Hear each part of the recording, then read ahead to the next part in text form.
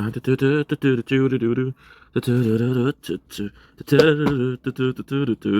got designer shades with your face, and you probably won't. You think you're cooler than me. Hey.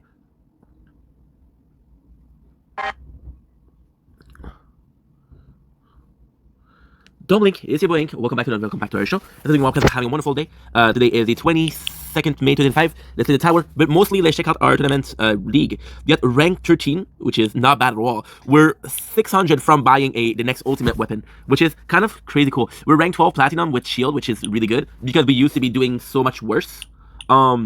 This is huge. This is really huge. Now I'm gonna go take a shower. Because I gotta go and make some videos. But yeah, that's pretty much it. So what I'm gonna do is I'm gonna let you guys in with some tower. Let's not forget the sword, the very unloved child, because there's no audio. What do we have here? We have rank 18. It's crazy to think that I finished earlier. I finished lower than with the shield because it used to be the other way around. So shield is suffering, but shield at the same time is suffering, yes, but in a really good fashion. So I know what you're saying. How can it be suffering in a really good fashion? Well, it's actually quite simple. Sword is right now very low when it comes to the. I'll do a tower talk.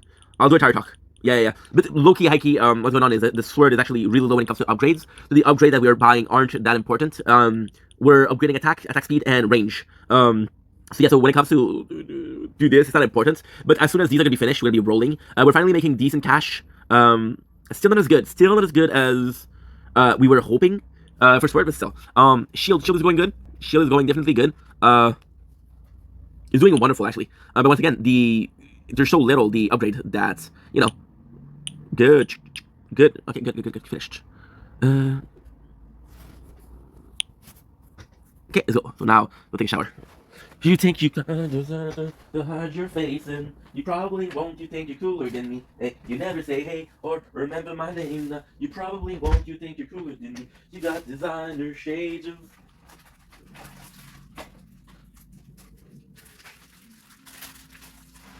Won't you think you're cooler than me? Hey, you never say hey or remember my name. Yeah, probably won't you think you're cooler than me. You got your high brow, cooler than me. No, the same shit. And you don't know the way that you look. Just make that much noise. I got you. I'll figure it out.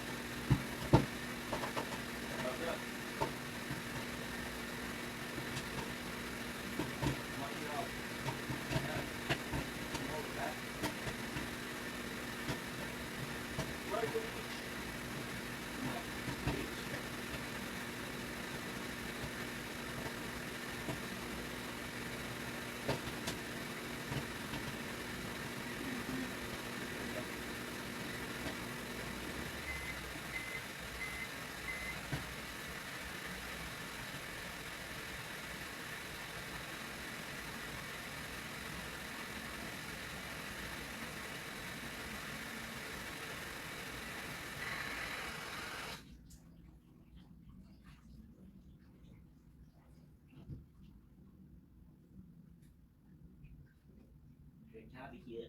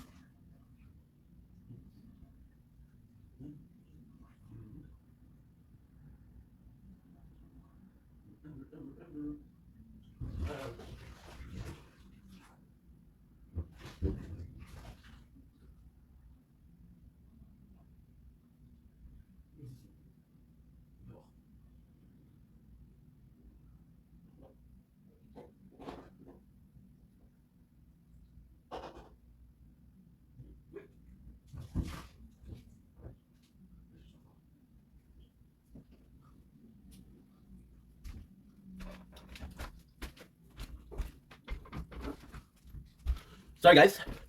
Take a quick shower. Okay.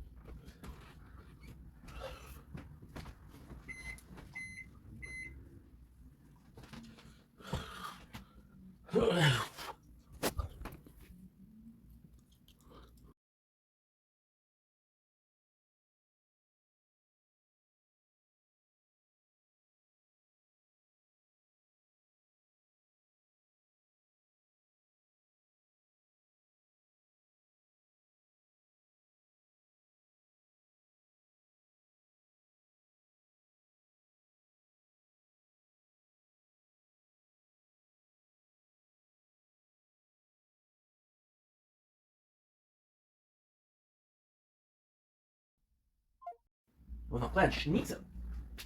Like ever.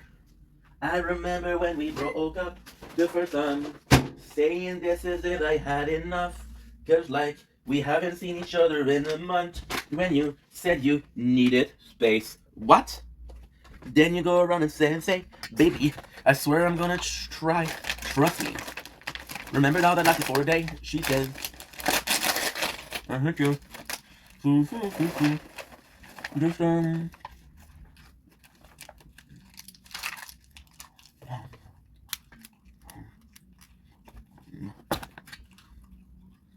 Mm-hmm.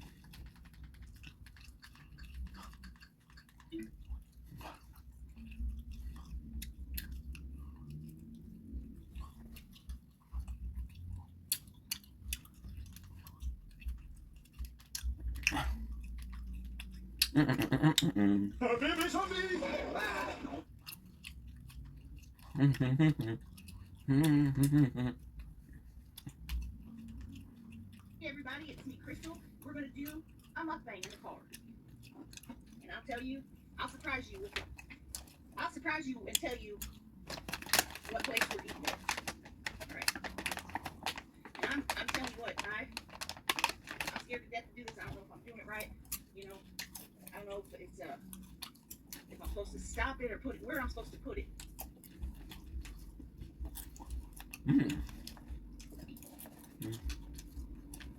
I have a surprise dessert. Hello, can I please have a large number one? Do you have sweet tea?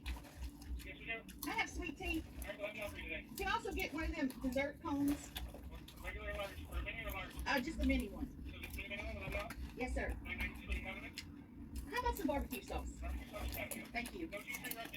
Oh, yeah, put some Swiss on there. Thank you. Well, I'll tell you one thing. The worst thing about this so far is that Tammy ain't paid for this. I gotta pay for my own damn food. He kind of ruined my surprise. I was gonna show you the world famous ice cream cone that this place has. This place has what's called a mini ice cream cone. And you might think, oh, it's only one scoop or maybe two scoops. No, this is the world's smallest ice cream cone. There's no cone smaller, is basically what I'm saying. So, if you like small ice cream cones, say it in the chat.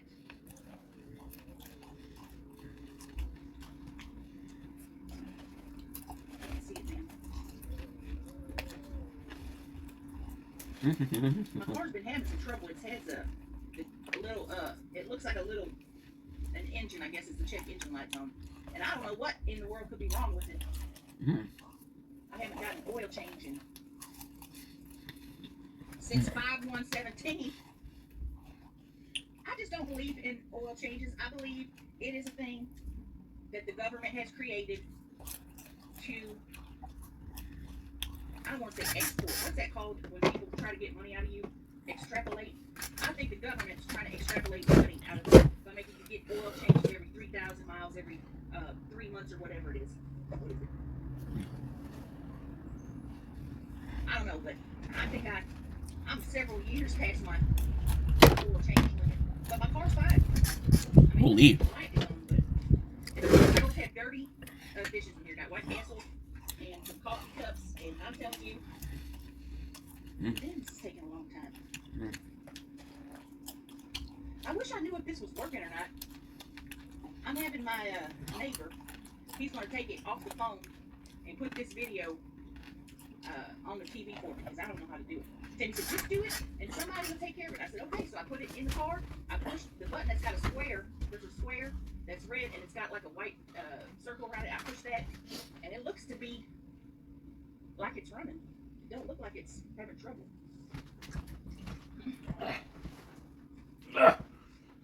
Everything that you my heart. Never stop loving you. They got all the masks. Oh, I forgot to put my damn mask on. I am so sorry. Let me put my mask on for you. Oh, shit. I almost forgot my mask. Yes, I can't tell you. There is a fellow running. Oh, he's running. Uh-oh. What's he running for? If he was running to try to... What was that man running for? You can never hot dog to make that poor man run over there? He's not as old as me. He don't need to be running nowhere. I looked over there, I thought maybe somebody was getting hurt because this man was running holding a bag like this. It was a hot dog. That was serious about their hot dogs. There must be good hot dogs here. And I haven't told y'all where I'm eating this. It's going to be a surprise. I'll surprise you right now. It's called Lion's Choice. Famous for a reason. Lion's Choice. And they say, oh, I say, why do you call it Lion's Choice? And they said, well, if you was a lion and you had to pick a fast food restaurant, this is what you pick. And that's how it got its name. And I don't know what's taking so long because this roast beef that they have in here ain't even cooked all the way. So I don't know what they're cooking. That man ran over there for a hot dog. He ran over there for a hot dog. Probably because he knows that fella's gonna come back and, you know, yeah, I forgot my hot dog. I'm suing you.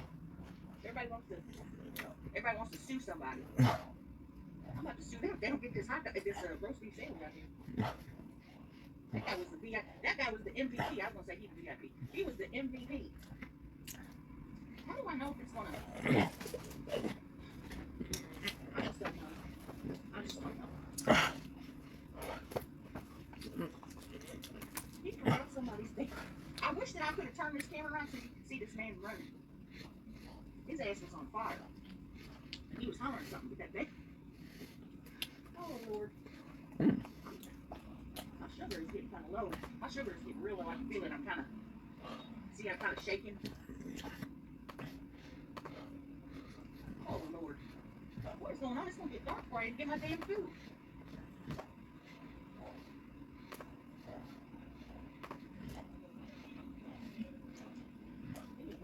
I just can't believe he's running that. I know I keep talking about it and bringing it up, but I just can't believe it. What is happening here? Oh, my Lord. Well, let's look at the receipt here and see what this is. Sometimes Tammy will talk about the price of it, you know. She gave me a couple little tips. Let's see. Large roast beef sandwich was $8.85, which is reasonable. You know, that's reasonable. 40 cents for some Swiss cheese. That's not reasonable. That should be included in the price of the sandwich. A large fry was $0. That's good. Sweet tea was also $0 because that's included in the price of the value meal. And then the mini cone, which is the surprise dessert, is 25 cents. So you can come up here to Lion's Choice and get yourself a mini cone for 25 cents. And he's making it. I can see him making it. He's dipping it too. I didn't ask for dip. Oh my God, it's so cute. It is really cute. I hope that's for me. Oh my God, it's so cute. Oh my God, it's so cute.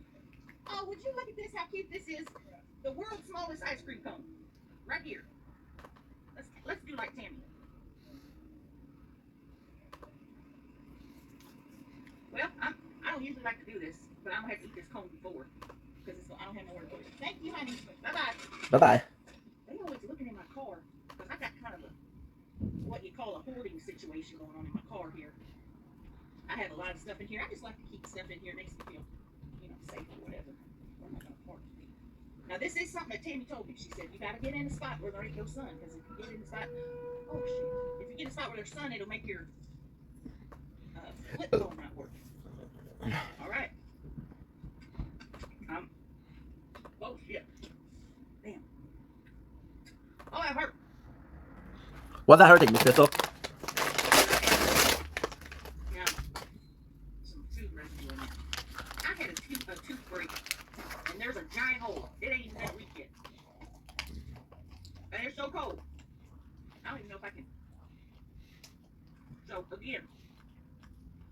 smallest ice cream cone. I gotta put that somewhere because that is just hurting this kid. So I recommend to you.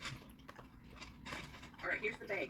It says thanks for using Roar Live Choice. I don't know what Roar is. That must be some kind of new program, like a rewards, because I do not know what that is. I guess that means they check it for make sure it's.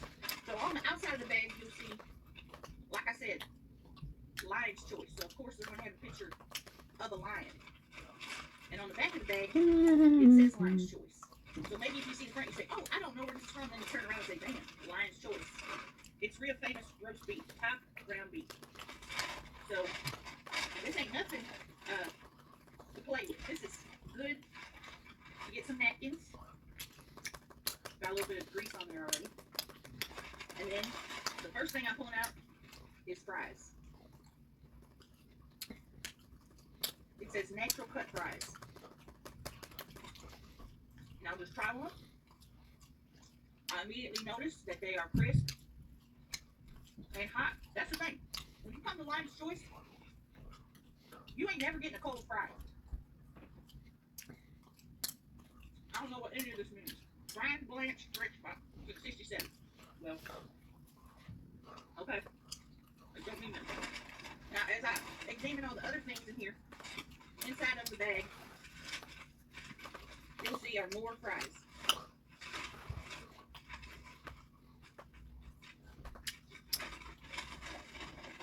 I was watching Tammy's video earlier. Of course, she's talking about, she started talking about fries. And I don't want to dwell on this too long. She said the other day that we went viral. And I said, well, what does that mean? And she said, well, Crystal, it means we got hundreds of views. I said, hundreds of views on that video? Because what happened was, I'm not going to get into it. Basically, I told Rodney to leave. Because I found out he was at the casino with that gal. So, you know, when we were trying to contact him, he's going to block everybody on everything. So Tammy made a video and said, hey, you know Rodney, you better come over here and tell him come over here because she's going to break your jaw. We ain't heard from him. Obviously, you know, he's scared. But I don't want to get into that, but the worst part of the whole thing was that he kicked my curio cabinet, okay? and in doing so, he broke one of my figurines. Oh no. He broke one. Who gives a shit? And, I'm gonna talk about it. Alright, let's move on. So here we got the sandwich. It says Lion's Choice, of course. You open it up. And what do you see? I don't know what kind of bun this is. A hoagie roll bun. And you'll just see a lot of meat. It's very discolored. You know, the color of the roast beef is not ideal with some of this barbecue. So I'll have to do the sandwich. Or did I tap it? I don't remember.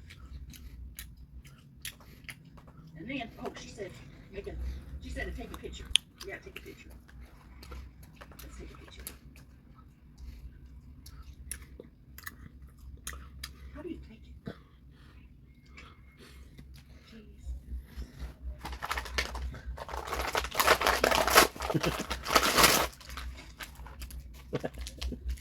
I don't know. I'll let the man worry about that. So what you do is you take the barbecue sauce and just pour it on the side here. That's so good. Okay. Back to Rodney. I don't have too much else to say about him, except he broke something that was non-replaceable.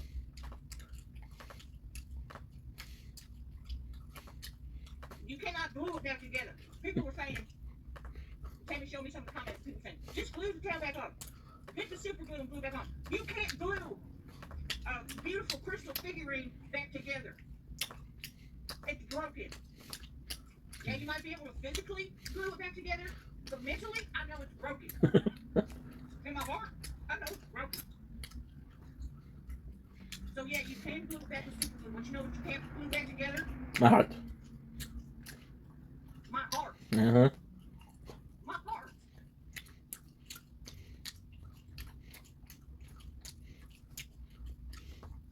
So the next person who comments on there, oh, you can glue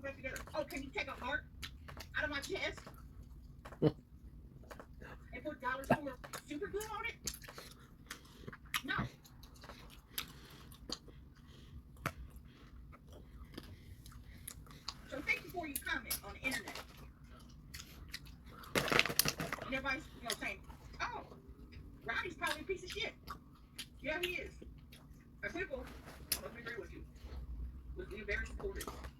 But how does that reflect on me and my choices that I've made in my life? That I picked somebody like Rodney, who would just, haphazardly pick a cabinet that he knows has some of my most beloved, precious figurines in it.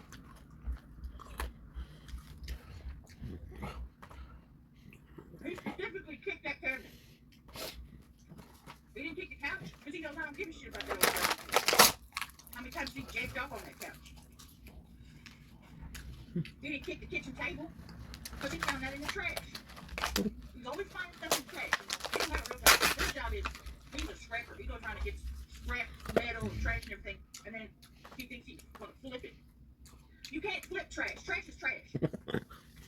Okay, oh, honey, I got you this brand new kitchen table. That thing was so filthy. But I loved him, so I didn't say too much because I loved him.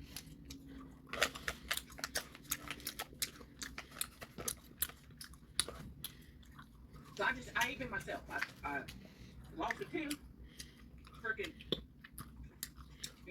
got blocked, kicked my boyfriend out. I ain't been okay for a couple weeks.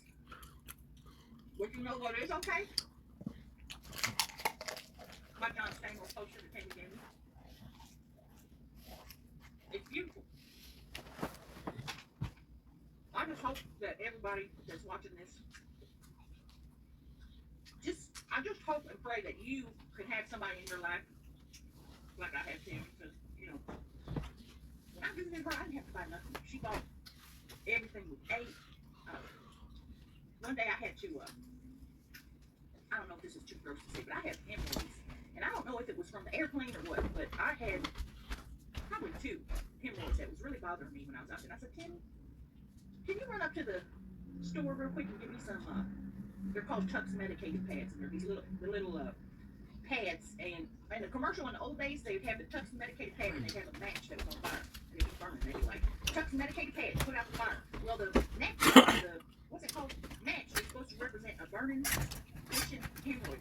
They take that cool medicated pad and put that flame out, and it would go to simulate what it does to your hemorrhoid. And she said, well, I'll go up there and get it for you. Now, she didn't ask for no money or nothing. And that stuff costs, if you get the name brand, that stuff costs about $7 or $8. She bought that.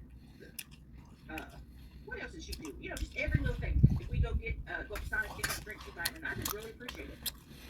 I never would have thought. Dominic, it's your boy, welcome to the commercial. This is Walker, having a wonderful day on this 22nd May 2005. Let's play a bit of the tower. Let's go, baby, let's go. Got a couple of videos to do. Nothing crazy, nothing out of this planet. So yeah, so without further ado, let's go. Gonna do this. Okay, I have a couple of videos to do. It's not a lot, but still, I want to do them. Oh, I forgot my computer.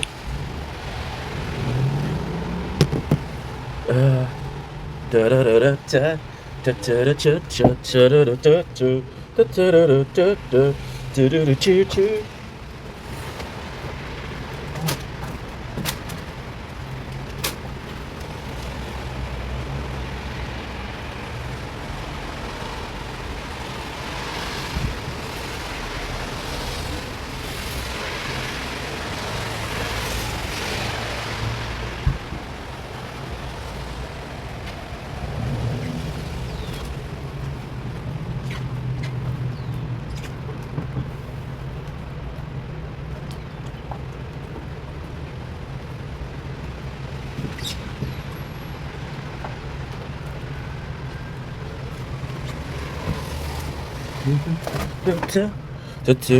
Oh, what did I do? You're still recording, huh? You forgot your computer. You absolutely done. Good. Okay, that's good. Perfect. Okay. Okay, good.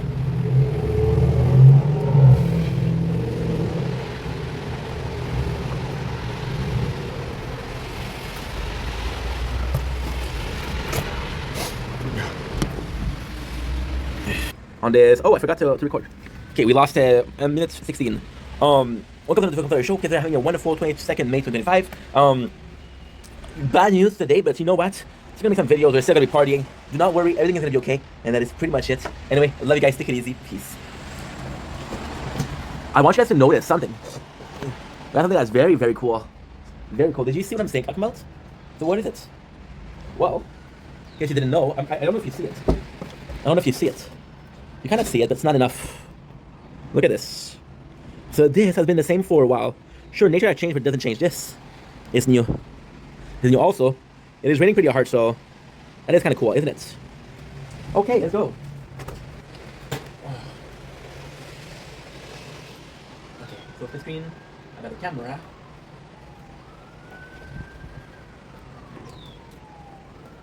Oh la la. Don't blink, it's blink. Welcome to the Culture Show. Is it doing well? Oh, for freak's sakes, dude. Forgot to record. Is it doing well? Because I'm having a wonderful day on this 22nd May 2025. You can see the hair are puffy AF. Dude, to be honest, I tried this new regimen for air. They're supposed to heal them, and this is the result. So, don't know how I feel about it. It's a bit too puffy for me, but I might start a job on Monday. So, this is humongous, and I need air to hide the music.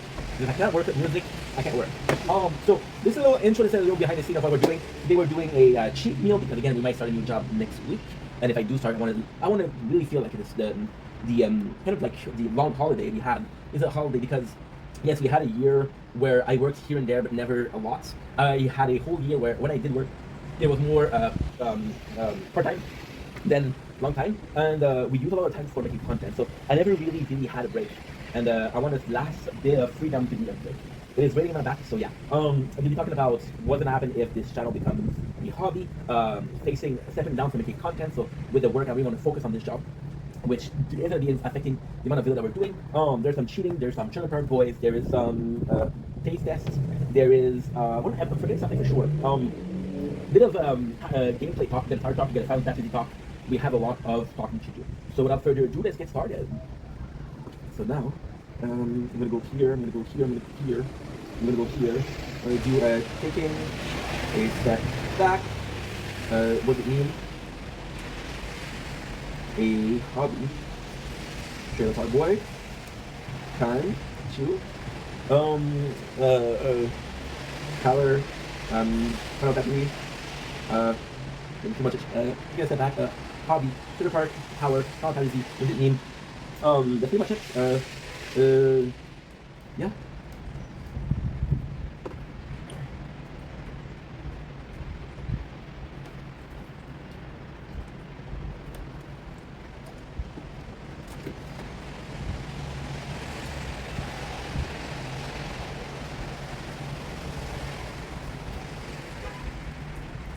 Don't blink, it's playing. Welcome to our show. We're doing walk with having a fantastic day on this very rainy 22nd May 2025. Today is Thursday, but this is possibly the last that I have off because we are possibly starting a new job on Monday and Tuesday. It'll be a that we've been waiting for. It's a full-time job. I'm really excited. So this weekend we're kind of having a party. I'm going to show you what I'm eating for cheating, and that's pretty much it. So the first thing is this giant bag of no-name cheese sticks, which is kind of phenomenal. We have 2 packs of ice cream. I have, oh shit, we have, oh no, I made a mistake. Oh, this is supposed to be in the freezer. I got brownie fudge, chocolate fudge brownie. I got caramel butterscotch, which is Chagnon. Okay, I don't know what that is. And we have a Reese's. The Reese's I'm actually really excited because they did change the, they really changed the design. And as I mentioned yesterday, we had this box and the content. So they did change the design. However, it's something we do have. I have to put this in because, well, to be quite honest, I had 3 boxes, but I had 2. One of them needs to go in the freezer fast.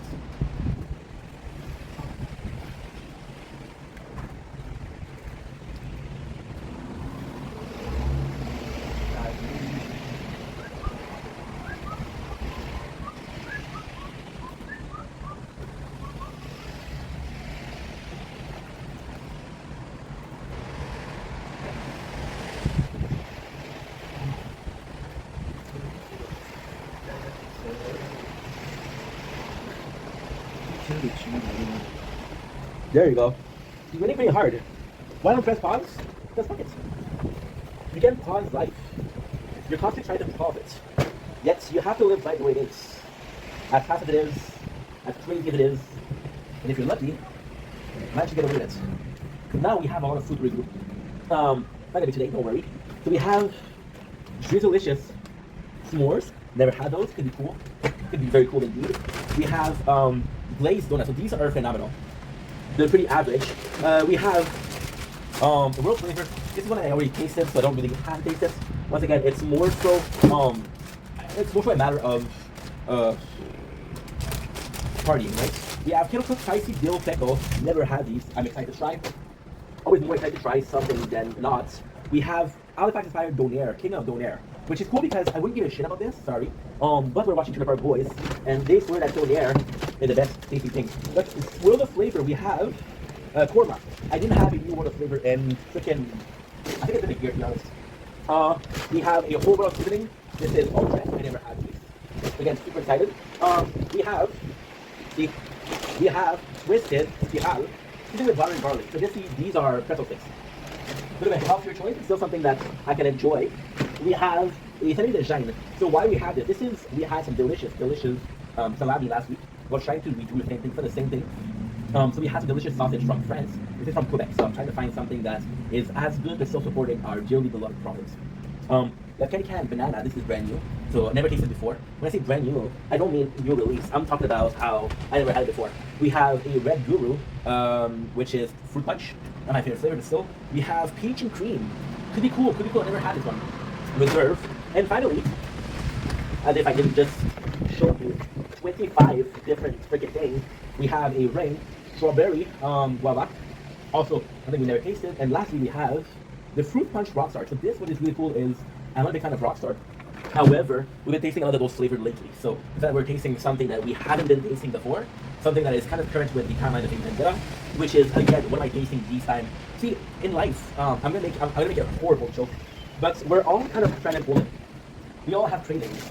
There's years where you're more so in love with this product. There's years that you're more so in love with another product.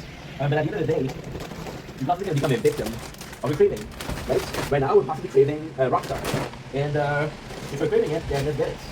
Let's fucking get it. That being said, this is how we cheer. Pretty nice cheating, if I may say so myself. Love you guys. Take it easy. Peace. I have to get up because it's so windy outside and so rainy. It might go out the window. To the window, to the floor. Because the window blew it up. Oh, I said window, I mean wind. Again, I'm French. Please excuse my French.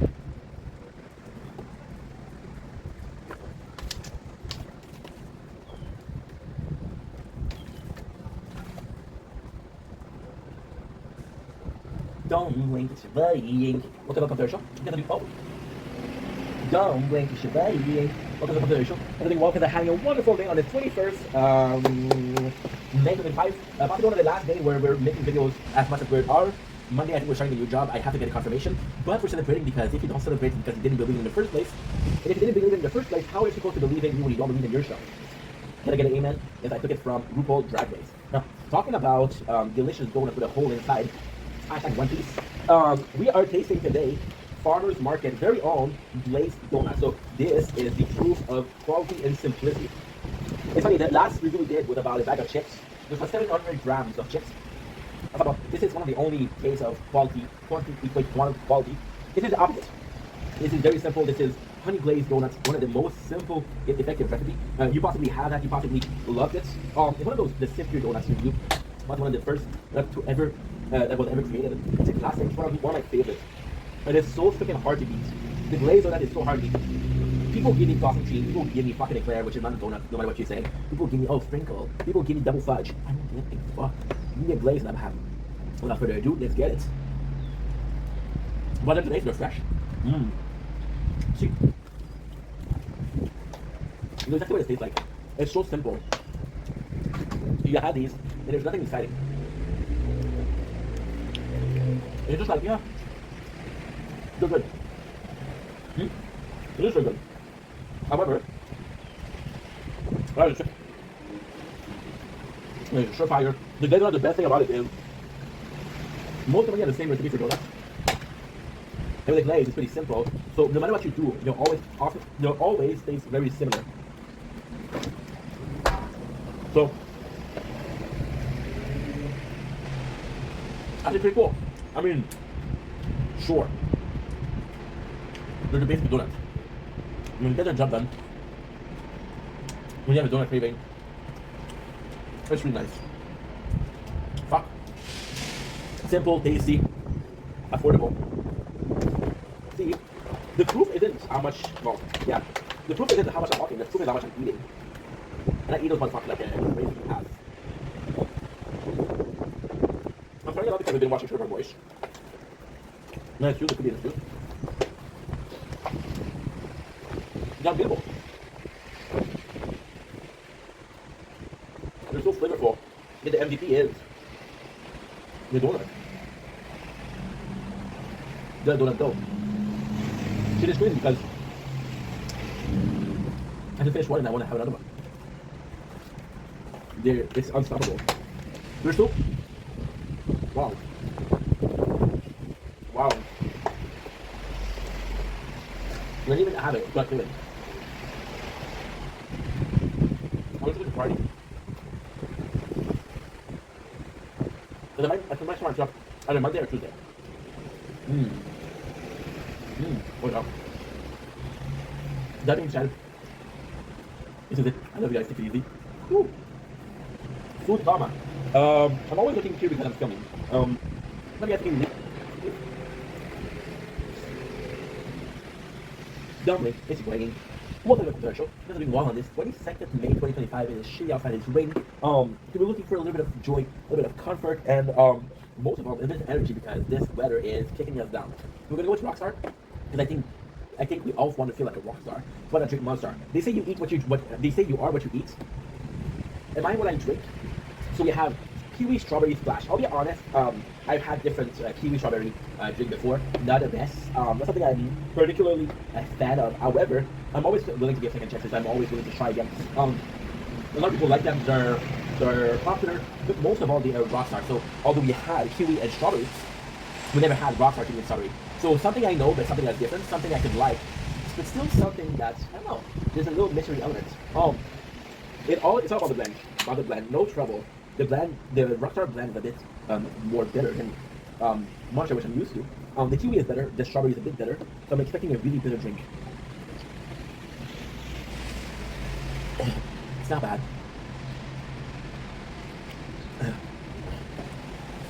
It's not bad at all. For some reason, since the taste is so similar between the three, it almost feels more juice-like than a strawberry kiwi. And because it's sweet, it feels like one of those old what was it? You remember you had a aluminum bag of juice and a little straw in the back?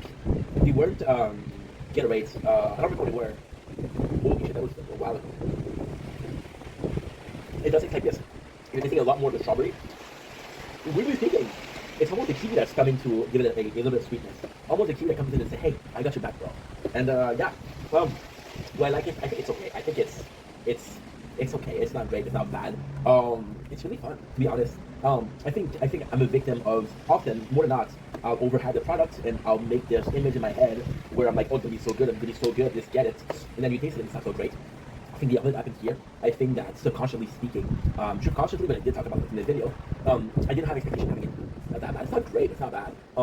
It's better than what I expected. And because it's better than what I expected, I'm happy. And because I'm happy, I'm tend to say, yo, this is a good product. I love the design. Love the design. You see, it's funny. I went to my uncle's house last week, and I haven't been there in years. And he gave me some. He was handing out candies, some soft drink, but they weren't the way that I ideal. So I go in and I get the soft drink, and I'm like, that's the way I would buy. But if somebody offered it to me, I wouldn't be mad. And I think that's exactly what it is. If there is there, I won't be mad, but I won't buy it. So pretty simple product, pretty good product. Definitely not a fan, but not a hater. But yeah. Anyway, love you guys. Take it easy.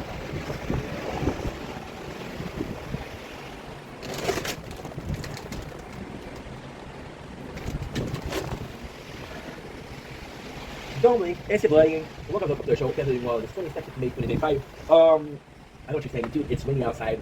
Why are you in a good mood? So we're about to be feasting on some chips. The other thing that you guys say is, Ink, it's make videos. Why don't you prefer quality over quantity? Now, right now, what I'm gonna do is I'm gonna show you the physical representation of why it is. It starts here, right? It goes all the way here. all the way down. No, it's not done. It's not done. Yeah, there it is. 700 gram of cheesy puff. We've had it on the channel before. They are delicious. They are fun. We're about to have a good time having these. But these are picture perfect. So I have had this before, like I said. I know exactly what they taste like because they taste like cheesy puff. It's a product that's very simple. But a lot of people do Humpty Dumpty, Cheetos, No Names. A lot of companies does this cheesy puff. If I'm forgetting one, my apologies. You would rank high enough in my list to be part of my top treat. So yeah, so these I know exactly what these are. Now the craziest thing with these is actually something I really enjoy eating. Something I really like eating. However, it's not my favorite thing. I'm supposed to start a job hopefully on Monday or Tuesday, which is full time. I want to have a little bit of a party. I was looking at all those chips and I was like, dude, I tasted you, I tasted you, I tasted you. And I started like, you know what? Let's go simple. Sometimes simple in large amounts be the best in one place. I want you to imagine going to a party, right? And they're having some delicious cracker with some cheese caviar, right? And when it's your turn, the platter is empty. And you ask the server, like, hey, you gonna get some more? Because they look really good. The server's like, no, too expensive. Right? Or you have the cheesy puff that everybody puts their hand in the bowl and just eat it and eat it and eat it and everybody's having a good time. I know what I'm choosing. And we're tasting what I'm choosing. Look at the size of these bad boys. Again. For some reason, these are extremely good because the other one is kind of a crazy concept, right? So, the other one is thinner and curved. They saw me open the bag, they were like, give me some. Sure, bro, they're not for everybody. With these, what's really cool is, because they're smaller, they tend to look, at the very least, puffier, and you're getting more of that soft center. My eyes, my ears are in my eyes. But if I wasn't listening to music at work, I would be cutting teams. So yeah, so, delicious, very salty. Really cheddary. Really cheddary. A good puff. The puff is quite enjoyable because they give you this texture that's special. And you give it back for more. So, straight up W, straight up Swag, straight up Riz, straight up Phantom Tax, Ohio, Speedy Toilet. I just lost 12 of my 300 followers. Shit. Great tasting crushy cheesy snacks. Humble. I would say giant bag of the shit that you like. Humble. I love that. Anyway, enough talking. I'm gonna go feast. You don't mind? I hope you don't mind. Cool, I don't mind either. I love you guys and I'll see you guys soon. Take it easy. Peace. Don't link. It's your boy. Welcome to the Pop Show. Everything well because I'm having a wonderful day on this. Drumroll please. 22nd May 2025. I come in with a bad news. I come in with a very bad news. This is for the gaming channel. Okay? I promise you guys, I'm gonna be able to stream on Twitch, on TikTok, on I'm not gonna be able to. First of all, TikTok was really hard to get the Shin key. I couldn't get the Shin key. And it's crazy because when I'm with Twitch, it's only one. But I'd rather do one than do multiple but exclude one. So for example, I would rather do just Twitch than Twitch and YouTube. And now, you would say, hey, that's probably wrong. YouTube will give you views. YouTube will give you desirability. Yeah, but I want TikTok. TikTok has been good to me. YouTube has been good to me. Kick, I don't know yet. If I cannot do it on everything, I cannot do it on... See, with Twitch, I had the excuse of this one I started with, so I know. But the other one I could be like, oh, well, I don't know the honor, so fuck it, right? And I don't like that. I do not like restricting myself. I wasn't able to. So I'm not going to be able to stream on this. I'll be able to stream on Twitch. Now, there is another part. It's mostly because of Fortnite. Fortnite is the game that I stream the most. We're supposed to stream Elden Ring. I was supposed to start the 9th of May. Today is the 22nd. I just started. Star Wars right now is huge on Fortnite, and they're having a lot of people talk about it because of Darth Vader AI, and I'm missing it because I'm trying to figure out something that I have been trying to figure out. And please understand, okay, that I really tried. I tried for 4 hours yesterday. I tried for 3 hours the first night. I've been trying here and there. It doesn't work. I cannot figure it out. Some people are meant to be in front of the scenes. Some people are meant to be backstage. Your boy is the Phantom of the Opera. Backstage, you know, but still in front of the theater. So I'm sorry. Technically speaking, no harm done because if you're used to seeing me on Twitch, you'll still see me on Twitch. However, I would have loved to start a 4th year of making content on multiple platforms. And if I'm being honest, I'm disappointed. And I think if you weren't disappointed, I think that makes you like a, you know what I mean? So yeah, this is the moment. But now that I love you, that you matter, I'll see you guys soon. Take it easy. Peace. Don't blink, it's your blink. Welcome to the Victoria Show. Everything well because I'm having a wonderful day on this 22 May 2025. Today we're talking about Final Fantasy. which is a game that you guys love, I love. We've been doing some strategy talk. We've been doing some first thoughts. I'm gonna come in and say second thoughts. So Final Fantasy, why am I doing a second thought? First of all, Final Fantasy right now is very, very weird. I like coming in. So, one of my best playthrough, the one I was the most involved in was Persona 5. Talking about the powers, I talk about everything, right? And with Final Fantasy, I kind of want to do the same because it's more chill. Yeah, it is easier to do. For example, Final Fantasy is actually super simple. So from 1 to 10, you have nothing. From 10 to 100, you have princesses. From 100 to 200, you have Awakening Stone. See, there's always these, but they're separated in concrete classes. So this one, we are at 75, which means that, how do I know this 250? Because there's 25 princesses saved. So this is, 75 is what? It's, so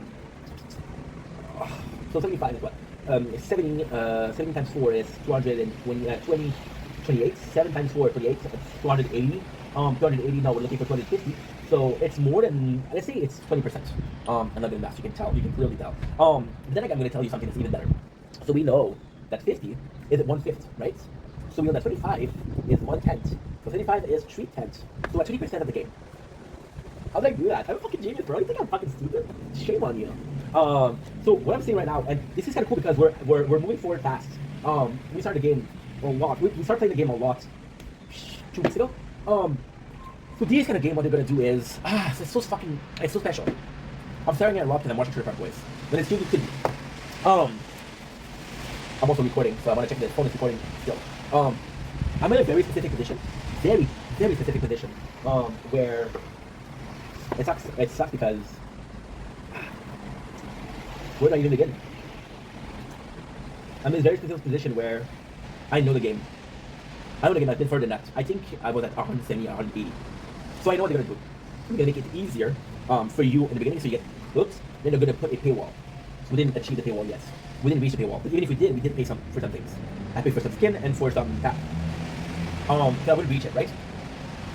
Where it's a shame is because this game is easily beatable. So I'm starting a game, for example, we started a game called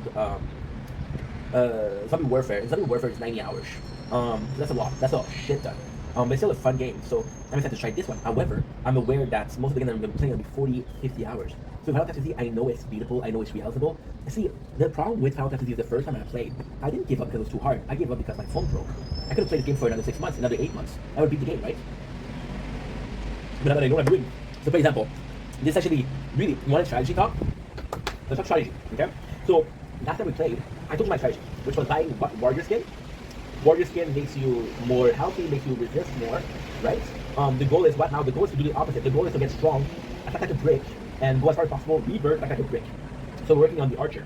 I am completely different from the first time. See, we're playing the tower. We're at 3 different tops, and they're all different, right? So yeah, so it's oops, I got that guy. It's kind of nice because if I'm not to see, we're making good progress. And I did a strategy talk last week. I was tired and I didn't do a good job. I was talking about how nice it is because right now we're buying skin, and we're gonna buy skills. But with what I'm looking at with the more aggressive playthrough is, it's so much fun. And the game is so much fun. It's so stupid how simple it is, but it's so much fun. What you're gonna do is, for example, I reached 74, right? So at 70, I'm gonna start buying weapons and upgrade my character because they're dying and dying and dying. So from 1 to 70, what am I doing? Jack shit. See, Final Fantasy is crazy cool. Just like the tower. So the allies do not revert, the skills do not revert, so their cost is increasingly high. So for example, from 1 to 50, you'll do 1 billion points, right? If to upgrade something it costs you 10 billion, it doesn't matter how far you went, it doesn't do shit. So why is 1 to 50 important? Well, 1 to 50 is important because you'll do them quick, and you'll get some diamond. You'll get more diamond going to the max than not, because of the max you're dying, and you're killing enemies, takes more time. In the beginning, I can do a stage in 4 to 5 seconds. If that 4 or 5 seconds gave me 2 diamond, that's great. Then the last stage will take me a minute, and if it took me a minute, I didn't have a diamond, well, fuck you. Why diamond so important? Well, because you're really great. So you can increase your allies, you can increase your skills, but technically speaking, your allies aren't going to do shit. If you die, you die. Right now, we're playing a glass cannon, so yes, we're hitting like a truck, but it's a struggle to even stay up from the beginning. So now we're increasing off of the archer. I'll be completely honest, I'm reaching 50 to 60, and I'm killing everything one shot, which is great. But the seconds where I'm not able to kill them one shot, and they attack me, I die. So then I have to increase my warrior. So I'm finding myself kind of stopping more, because I need to constantly increase my warrior. So that's kind of counterproductive, which sucks. that being said, which is really good, the game is so fun because let's say I reach 74, I don't have access to 74, right? So I'll go from 1 to 70 by nothing, and then with the cash that I achieve from 1 to 70, I'll upgrade all my weapons, and then I'll be able to reach 75, 36. Now the important part isn't the 170, the important part is the 74 to 76. Because then you're getting a lot of coins, and then no coin you can buy the allies, you can buy the skills, which will carry on your next playthrough, right? And then, if you're lucky enough, you'll reach 80. And the next time you're going to do Reavering, you're going to remember that your number is 80, and you can go until 80 without a problem. So it's a super cool game. We're doing some fast forward, we're good. What I don't like is how simple it is. I do not like that. I wish it was longer, I wish it was more time, but hey. I'm gonna complain about it. I'm super happy. It's a fun game. Why I want it for more time?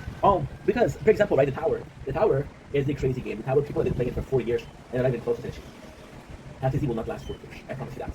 However, Tactics, I'm getting to play it when I'm playing Archive, when I'm playing Zombie Warfare, when I'm playing Tower of the God, when I'm playing BGR. We're playing Final Tactics in the background. We're one-handing shit, right? And I want you guys to realize, we rebirded yesterday. I want to say at like 10, and then this morning we played until 4, and I was only at 60. It takes some time to one tap. It takes 6 hours, 6 hours I can play other games in the background. And that's great. So we'll see how it goes, but now it's going really well. And yeah, it's probably going to be one of the first mobile games we finished. Who knows? Can I tell you a secret? I'll tell you a secret, just you. If this was the first mobile game I finished, I would be very happy. It's a game that I love. Don't tell people. Thank you. Don't wait, it's your boy. Welcome to the Club Show. This is doing more of the having a wonderful 22nd May 2025. Today we're talking about the tower, so we're doing a tower talk. It's been a while. I promised you guys that I wouldn't do the tower. But lately I've been playing the tower more, so you know what? Let's talk about it. There is a current what should I call it? Module that's really, really good. So we love this one. I'm gonna tell you what it does. It's just so good. It would be good. However, it would be good for my Sharp Fortitude. It would be good for a shield, but not for the rest. Increase the wall health and regen by 1.25. Enemy take 1 increased damage from wall. Boom. First second hit. This is huge because the shield is crazy strong. It'll last forever. So if you were to attack it and you will get more wall damage, it would be good. So the crown also has a lot of health, but nowhere near what I need. So it's a plus, but it's not the biggest plus, if you know what I mean.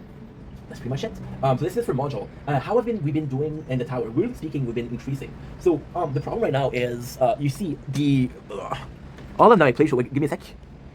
Okay. Mafu. Okay, good. My mom, she talks to me. I got some goodies from my mom, so that's always nice. See, the crown is the only one where I'm really trying my best to make a progress, because it's nuts. You had the crown, which is so above or ahead, far ahead of the others, and then you just try to keep it ahead a little bit. So we got the health regen, we got defense. See, it's nuts because these are super important to upgrade. However, they're so fucking weak. So for example, defense percentage is 25, level 25. So it's crazy, but health 69 and the health regen is 55. That's pretty good. We're going for more of a health, because what I'm finding with the crown is actually really powerful. However, the crown suffers from a great deal of things. So the crown right now we're farming tier 9. I get to 5,000. The crown is facing this humongous problem, but it's a great problem. I got red hand because it's full outside. Crazy, huh? So the crown will reach 4,500. At 2,500, 3,000, you'll have. And I'm sorry to say, but you'll have no more upgrades. So the free upgrade, completely pointless, because I upgraded everything else.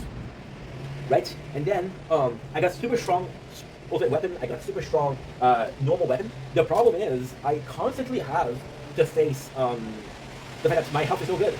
Right? Now, what we're doing right now is we're in a limbo with the crown, because I'm spending my stones to buy the next ultimate weapon, which is going to be, this ultimate weapon, I want to go badly with Black Hole. Black Hole would be the main focus. However, the problem with Black Hole is I don't have that much range. So the last range that I have is with the shield. The shield range is stupid.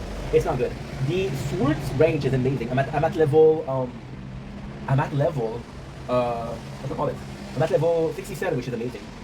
This is my biggest level in attack upgrade. And yeah, it would be really nice. However, suffering from the same thing. I cannot justify buying the Black Hole on the I cannot justify buying the Black Hole on the crown, and I don't even have the Black Hole on my sword. The sword, the Black Hole would be amazing, because the Black Hole, when you reach a big enough point, there is a lot of upgrade that stipulate that range enemy will not be able to attack you in range. So if I can do that, that would be phenomenal. Now, I might not be able to do that. I might not be able to do that. And if I'm not able to do that, well, no, it's fucked. It is fucked. Because with the crown, I still have a lot of enemies. Enemy will kill me. But with the sword, I have so much range that most enemies, that they won't be able to reach me. Right? So the crown, I would possibly do wall, I would possibly inner landmine, Inner landmines are just weaker than black hole. Black hole is essentially a better ultimate weapon. However, inner landmine have a really nice stun. They have a inner landmine is shitty. Don't get me wrong, it's one of the shittiest ultimate weapon. But the strength of inner landmine isn't their strength. Their sub stats are the best. So for example, with the crown, my biggest weapon right now, my biggest module right now is a module that will let me heal 100% of my extra health. So everything that's recovery, max recovery, I'll get 100. So it's huge, humongous. If I can regenerate that, we're nearly invincible. Now, if I can do that, the crown is the strongest. Right now, I'll be completely honest. If and only if I start a crown and the same time I start shield and sword, crown will be the weakest because it's a jack of all trade. It's a jack of all trade, but it's a jack of all trade, the trade of none. See, it's not good. But if I can do that, see, the problem with the shield is yes, my inner landmine will stun you, but there's nothing I can do. So the inner landmine are counterproductive. Why? Because the inner landmine are counterproductive in the sense of if you touch me and I'm torning you and I can kill you, the inner landmine will stop you from getting killed. However, the great thing with that is the inner landmine will also kind of act as much of a one killer. So for example, there's 5 enemies that breach the tower together, right? And then 4 of them catch an inner landmine in their stun. Only one of them gets killed. The one hits, gets killed. I regenerate. I'm back in action. That would be really good. So with the crown, I could do that. The crown also has pretty good things. So for example, the crown. Think about it. This is me thinking about it, not planning. But we have Chrono Field, which could activate, giving a time to inner landmine to recover. Inner landmine would do a blast, stunning them, which would allow Poison Swarm to do a lot of damage. We also have Chain Lightning. Chain Lightning attacks a lot of enemies, but the one that we are the most proud of are my Smart Missile. Why? Because Smart Missile is also part of the spotlight. So for example, there's a lot of enemies that are close by. Smart Missile attack, the radius blasts everybody. We're good. So this is the crown. The crown, we're aiming for that. Right now we're doing some very small maintenance, so we're upgrading some very low upkeep thing, which is health. It really helps. Next I'm gonna do the shard, because in the shard I'm lacking a little bit of shards, right? So yeah. Now I just want to take a little break from the subject to say how good this would be a tower talk. I never meant to start a tower. It's just I'm reaching for. I have to play you and they all reach a wall. I still love the game. Don't get me wrong. Now we're gonna go with shield. Shield is doing amazing. Shield is doing so freaking good. Why? Because shield is doing stronger than sword. For the longest of time, I think since the very beginning, sword has always been stronger than shield. Right now, shield is stronger. Shield main weapon is the black hole. They're a unstoppable force. They're doing so good. Shield adds a lot of health, which is really good. That's range, but you want me to come to you, right? Now shield, what is going on and why is it so good? Is that nothing is going on. I'm upgrading very low upkeep, very low upkeep. The upkeep are defense, health regen, and health. But the thing is the same as the crown. However, the health regen defense is at 29%. That's actually crazy. Now, why is that so good? Well, because what's going to happen is we're going to get some cash and start upgrading our module, right?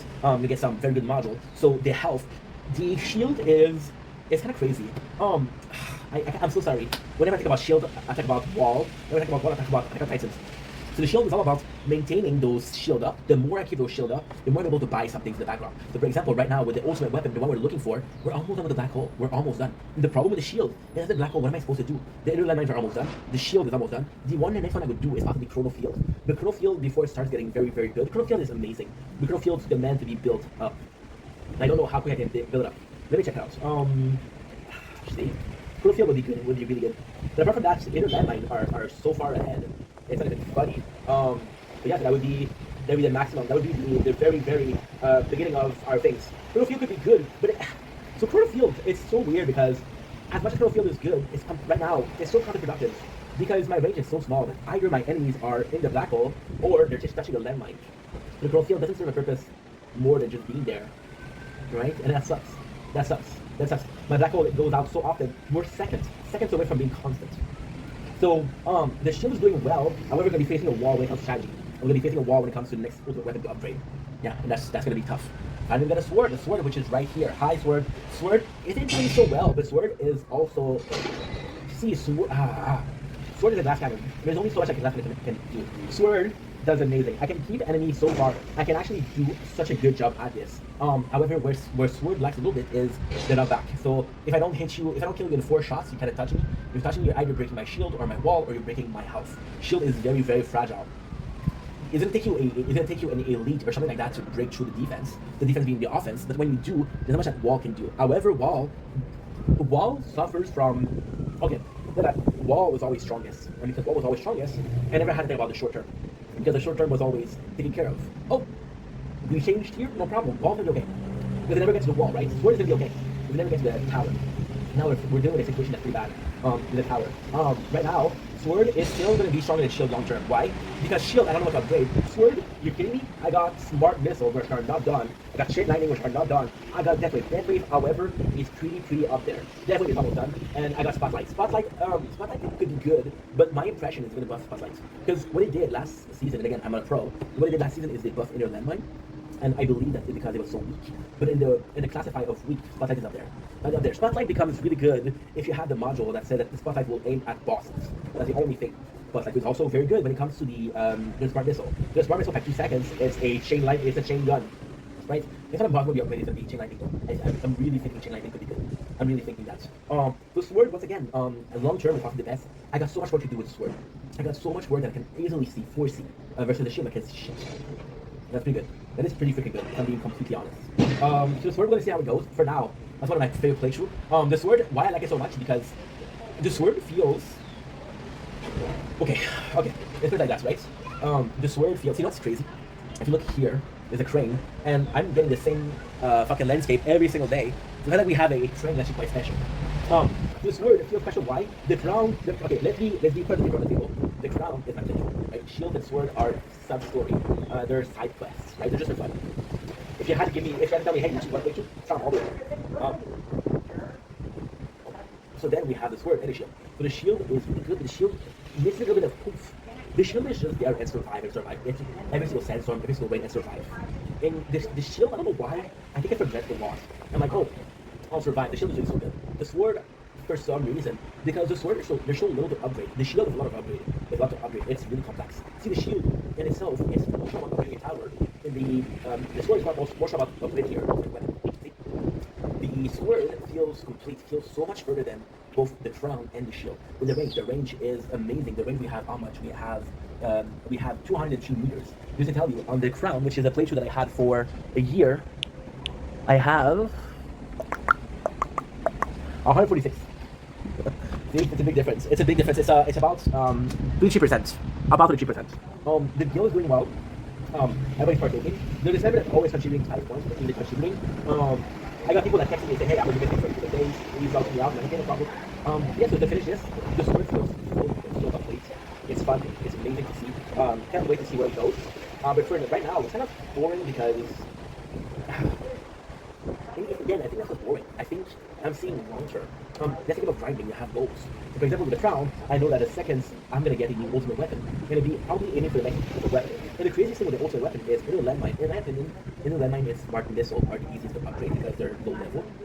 I'm going to have the Inner Landmine. I'm going to be doing a lot with that. I'm going to have the Black Hole. The Black Hole is fucking phenomenal. But at the same time, with the crown is so crazy because all I have to do by the Inner Landmine, we're upgrading Shield. Right? We're upgrading Shield. And then when I'm going to be done with upgrading the Inner Landmine, I'll be done upgrading the health.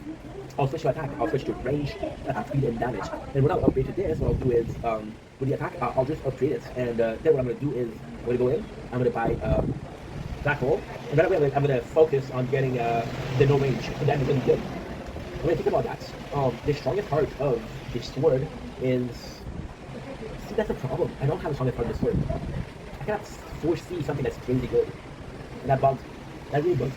I can picture something really good about my crown. I think that's where it's healing, the fact that we're holding damage. So, the crown is a river. I'm Aquarius, if you didn't know. The crown is a river. It will flow, but then we put them, it's finished. The shield is a parking lot. It's right there. Not super interesting, but it's right there. And the sword is this glass cannon where you kind of see cracks. Like, how is it going to stand? Yeah, that's not cool. But hey, we're good. We're going to go. I'm going to get Don't break to bike. Welcome to the Bishop. If you're welcome to having a wonderful day on this. Can I get a drum roll, please? On this. Wait a second. I have another video. Oh my god, I was going to do season 5 of Jump Park Boys, but I can't do it because I don't have any much of season. Good. So let's leave everything here. Okay, good. Okay, good.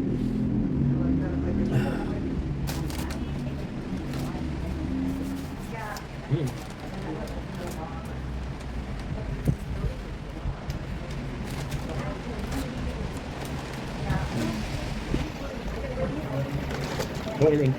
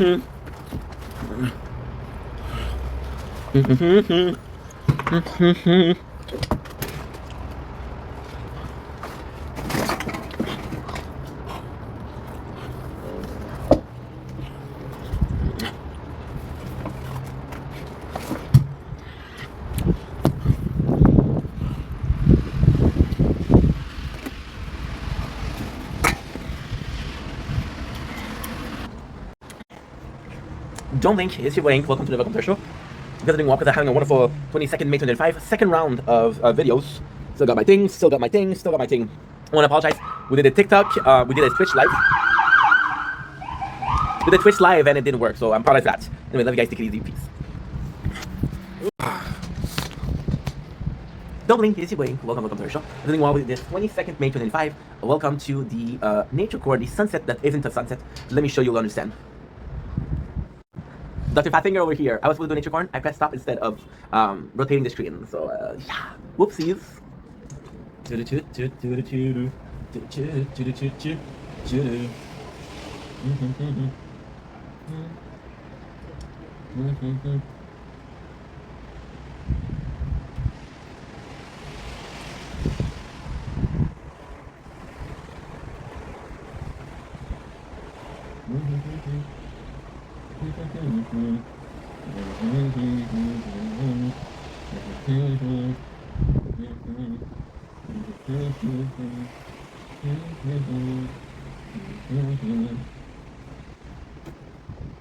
Don't blink, it's you blink, welcome to the show. Everything well, and having a wonderful day on this 22nd May 2025. Today, we're talking about the blood subject, but the first video, specifically, I have two videos to do, but they're kind of big. So we're gonna go with the first one, so I have, this has nothing to do, I think just talking for talking. First one is taking a step back from making content. The second is Give Our Boys Season 5, the whole thing. And then the second one is how do I feel about taking a step back. The first one is taking a step back from content. I know what you're saying, Ink. You've been talking about this before. It's never sure. You come back. You make some more content. And yes, I'm gonna take a step back from making content because we had an interview yesterday, and I was able to possibly score a job. Now I'm saying possibly because I did the interview. I did the second step. I said please be ready for a call on Monday or Tuesday. So it looks positive, I guess. But what I'm thinking is either I got it or I'm gonna get something else because I think I hope they like me. See, I'm a slut for people. I'm a people pleaser, but I'm a slut for pleasing people. I'm a slut. I'm a whore. I'm a cunt. I'm a cunt. I wish it was more synonym of slut, but it's not. So taking a step back. And you're right. I have been talking about taking a step back and not. Now this is a big reveal. This is for fuck's sakes. I'm not recording. I hate this. I'm recording here, but I'm not recording the gameplay. Shit. So yeah. So I've been thinking about it a lot. I've been pondering about it a lot. It has been something that has pondered my mind for a while. See, I think although I loved last year so much that we were able to do so much content. I think I made myself sick. And then I realized that content-wise, I was having much more fun. See, my famous burnout, my famous depression, it wasn't led by a lack of making content. It wasn't made by too much content. It's because we went unhealthy with it. I'm a guy that needs boundaries. I'm a person that needs boundaries, and I need to set boundaries for myself. When making content, it was a bit the free for all. I could do whatever I want, right? But with me being my own boss, it came crazy. At first, when I was making content, it was work. And yes, I was thinking about making content, but I wasn't. It was work, and then it was making content. So yes, we were working 14, 16 hours a day, which is a lot, but at the same time, we weren't working on the same thing for 16 hours a day. Also, when I started making content full time, which was last year, I was kind of finally exerting my right. Making content that much became a routine, became something that was out of control.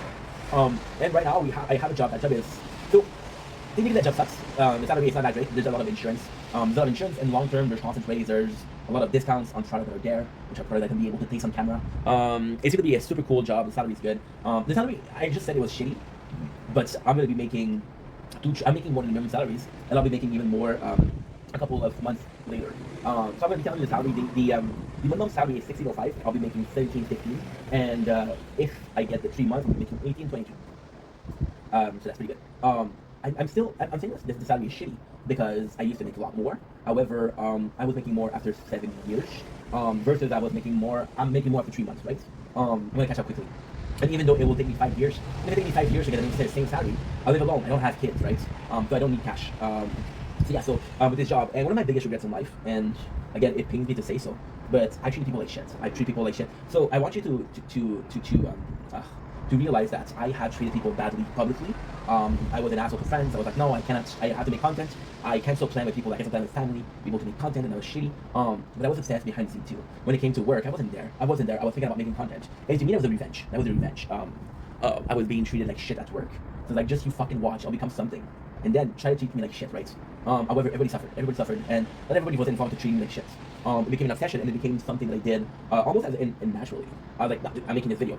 People were talking to me at dinner, and I was uploading videos, and like, I can't talk. You know? I was thinking, and people were getting mad at me. It's like, dude, I understand that you have this passion, but think about the work that you're doing right now. And they were right. And I was like, nah, dude, I don't care about this. This is gonna be closing soon. You know? And ultimately speaking, it was forgivable because Gaudi was closing. But I can start another job and do the same thing. I don't even know if I'm gonna have co-worker, but I'm gonna have responsibilities. And I want to do something good. I'm 32 years old. I want to job last. Taking a step back also means not being so obsessed with it. The number of videos I have about going to my father's house and recording while he doesn't know, and just not uploading the content, just keeping that mentality about filming everything. It's rough because you betray trust. You became that obsessed. But again, it's a sickness. You need to film, even if you're not gonna post it. You need to film. You know. So yeah, so it wasn't healthy. Taking a step back from making content also means that I don't have the same. See, that's the thing. I don't have. I have the same passion, but I don't have the same need. When I start making, it's so complex. It is so complex. I'll do both videos. I'll do how I feel and why we're taking a step back. Ink, Young Ink, Baby Ink, didn't have a lot of people to talk to. I made a community. I made some friends. That was one of the thing that I needed. I grew up emotionally. I grew up mentally. I grew up as a person.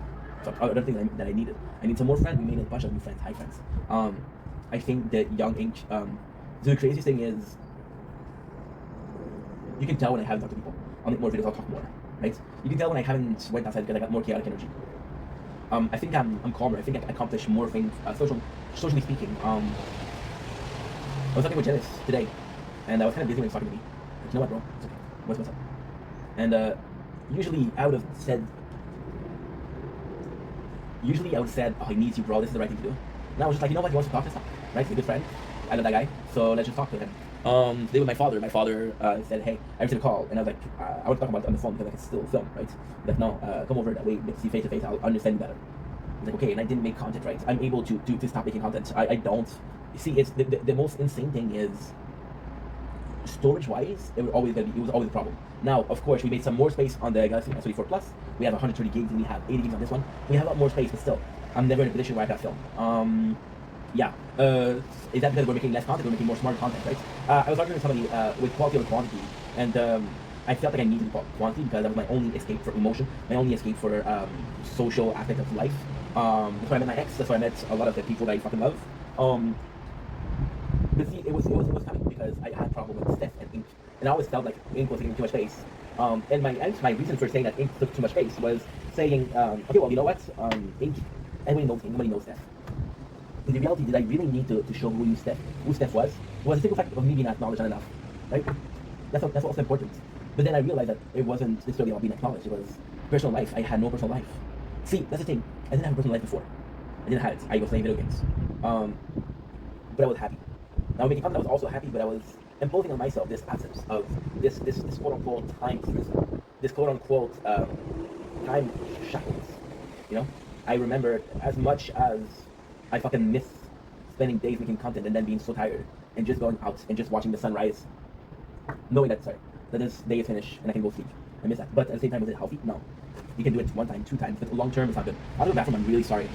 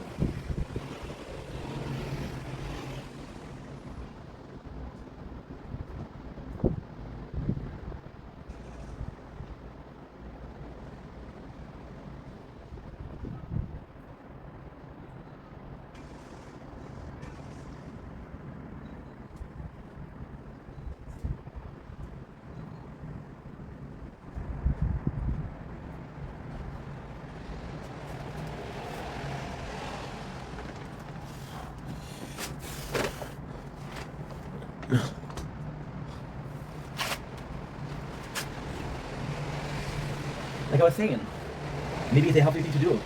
You know, I don't want to make this video. In the perfect world, I go back 1 year. See, in the perfect world, I go back 1 year in time. I go back 4 years in time, and I'm not making a single video. And then the answer of what if I never did content is answer, right? But to be honest, I think that no matter what, maybe it wasn't the 9th of May 2021. Maybe it was the 3 March 2022. No matter what, I would have had in my chance, right? The reason I'm stopping this also is because it was unhealthy. But in the sense of, we did it. We fucking did it. We tried it. I'm not giving up. I'm still gonna make videos. I'm still gonna do some live. You're basically not gonna see changes. You know, you're not gonna realize there's changes. There's changes. Why? Because even me taking a break equates to me making more content than a lot of people, which is weird, but the truth. So yeah, the moment where I realized it was really unhealthy was romanticizing becoming crazy. So the whole Conor McGregor speech of the day where my wife has a car every single day, the day where my kids will never have to work. Losing my mind will become crazy. He's talking about Van Gogh and how he went crazy himself. And then, I don't know, something hit me. Like, dude, you can become crazy and then it'll be something people will talk about. People will finally acknowledge all your work, right? This is part of me that's what if you became a father? What if you had a good job, you find a good girl, you became a father, right? Wouldn't that be nice? That would be nice, right? And I wouldn't lose my mind, right? I used to think that people, and I'm sorry for the term, I know it's not a good term, but I don't care. I used to think that people who work all year for 2 weeks off of vacation is retarded. I used to think that people that did that were the biggest suckers in the world. They're working 50 weeks to have 2 weeks off. But it was never about 2 weeks off. It was about having purpose. It was having motivation to work. And the work itself puts you on the table, feed your family, put your kid, right? Then I realized that the only retarded here is a person who has freedom, but it's a perception of freedom. They're still enslaved because they're making content the whole day. They're still enslaved because they're enslaved to the number. They're still enslaved because they lost 1 follower, then they said, fuck, I was so close to my goal. No, you were not close. You were not close. Right? I saw my numbers on TikTok dwindle. And I didn't even care. Not because I'm not grateful for you guys, but instead of 9,000 people, I have 200 or 300 people that I really fuck with. Really there for me, you know? That's pretty much, that's enough. See, taking a step back is temporary. I think I need to resource myself. And with me, it's all in or nothing. So when I take a step back, I start making content, and that's a problem because you're never in the middle. You're never finding a balance. You're always one extremely or the other. So that sucks. I think, personally speaking, that me making less content and taking a step back, making content can be a very healthy thing. Can be finding a healthy balance where I can make my content. I can do what I need to do, what I want to do, more so than anything. But still in a position where I'm not completely tired. Still in a position where I'm human. I should do like shit because I was exhausted. I went crazy. But again, it wasn't going crazy. See, I was like, dude, but it doesn't matter if you lose your sanity. You're never safe to begin with. Yeah, but you could have fixed your sanity. You could have fixed. You can seek some help, right? Taking a step back is hard. Because on days I'll constantly make more content. The reality is I'll possibly do the same that I was doing before last year, which when I was working, there's still a lot less. I want to find a healthy balance. Because taking a step back right now possibly means making more content over the years. I was watching Outdoors Boys, and the guy was, sorry, I'm watching my picture. And the guy was talking about how the channel had become too big for him. He didn't recognize himself, he didn't recognize his kids and family. His kids want to do YouTube. He has 4 boys and they all want to do YouTube. And he felt guilty about it. He probably partaken in the fact that so many kids want to do YouTube. But then as an older man that made YouTube, he realized how dangerous something can be. Right? I don't know. I'm following this person. I'm not going to say their name because they're an asshole. I'm following them because they're not popular. They're not popular, don't worry. I'm following them because they're an asshole. They're not good people. And they're not good people because people are, okay. They're not good people because I hate this. I hate talking about this because I feel guilty. He's not a good person because people push him.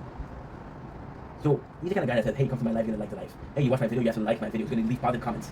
And I'm the kind of guy that says, bro, I don't owe you shit, I don't owe you anything.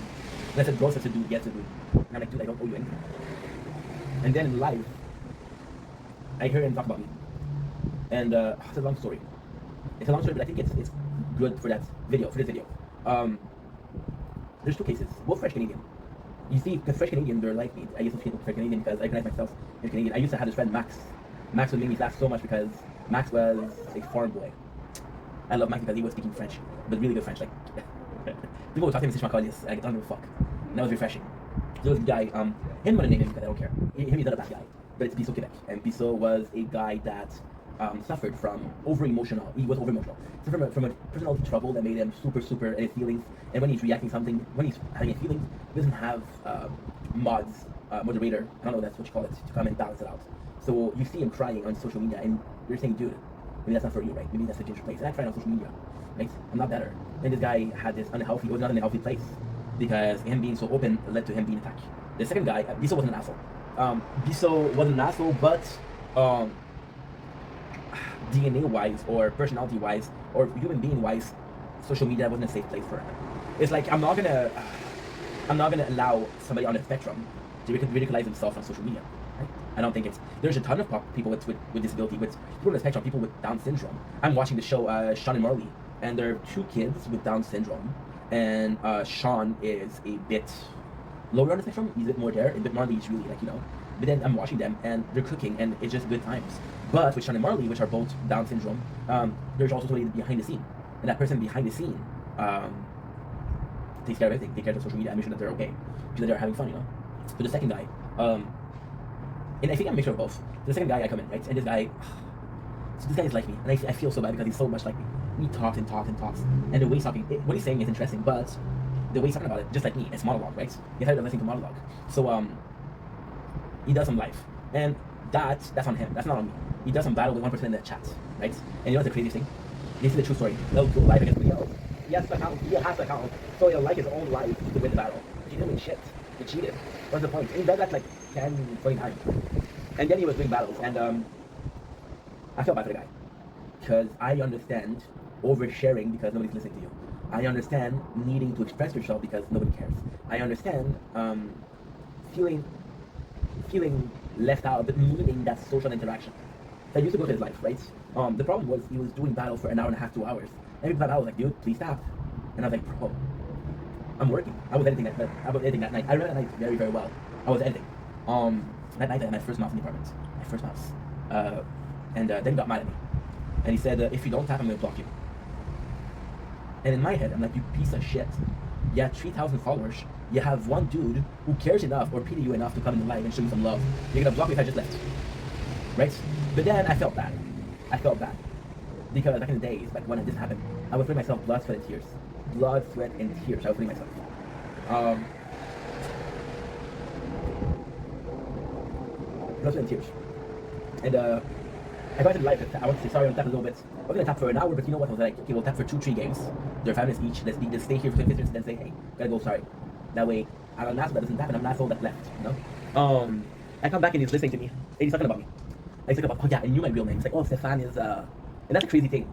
I come into this live, and the guy is like, the guy's name. Okay, so first of all, the guy were very similar, but he also thinking of my cousin, my closest cousin, or close in age, or close at person.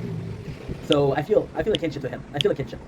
So I come in and he called me Vendetta. I said, you know what? I don't like Vendetta. It's a bit too violent for me. What's your real name? And at first, this is the first time I told my name because I was like, okay, well, it's a fucked up request, but you don't have anybody in your life. I'm gonna give you my name. Nobody's gonna care. Nobody's gonna trust you, right? Type shit. Not nice, still. Give me my name, right? And they talked about me. And he said, oh, Stefan. I'm looking at who's looking at my video. Stefan, he's watching my videos, but he doesn't like them. So first of all, you're gonna be talking. And I do the same thing, so I'm not blaming him. First of all, you're gonna release 50 minutes of videos. I'm not gonna watch them. I'm gonna cycle through it. I'm gonna watch a couple seconds. And that's it. I just want to get that views to help you out with the algorithm, right? If I can stay a couple seconds, which is 30 seconds to be precise, and I leave, you still get a view, right? The algorithm will care about that. So I do that. And I'm not gonna like all your videos because first of all, I would rather watch a video, like it, than watch a video that don't even watch it and still get a like because I want to help the person. It doesn't help you. Leaving a like on the video that you didn't like doesn't help. It doesn't help. You're enabling behavior of a person that will become in denial. My topic is big because I got 20 likes, right?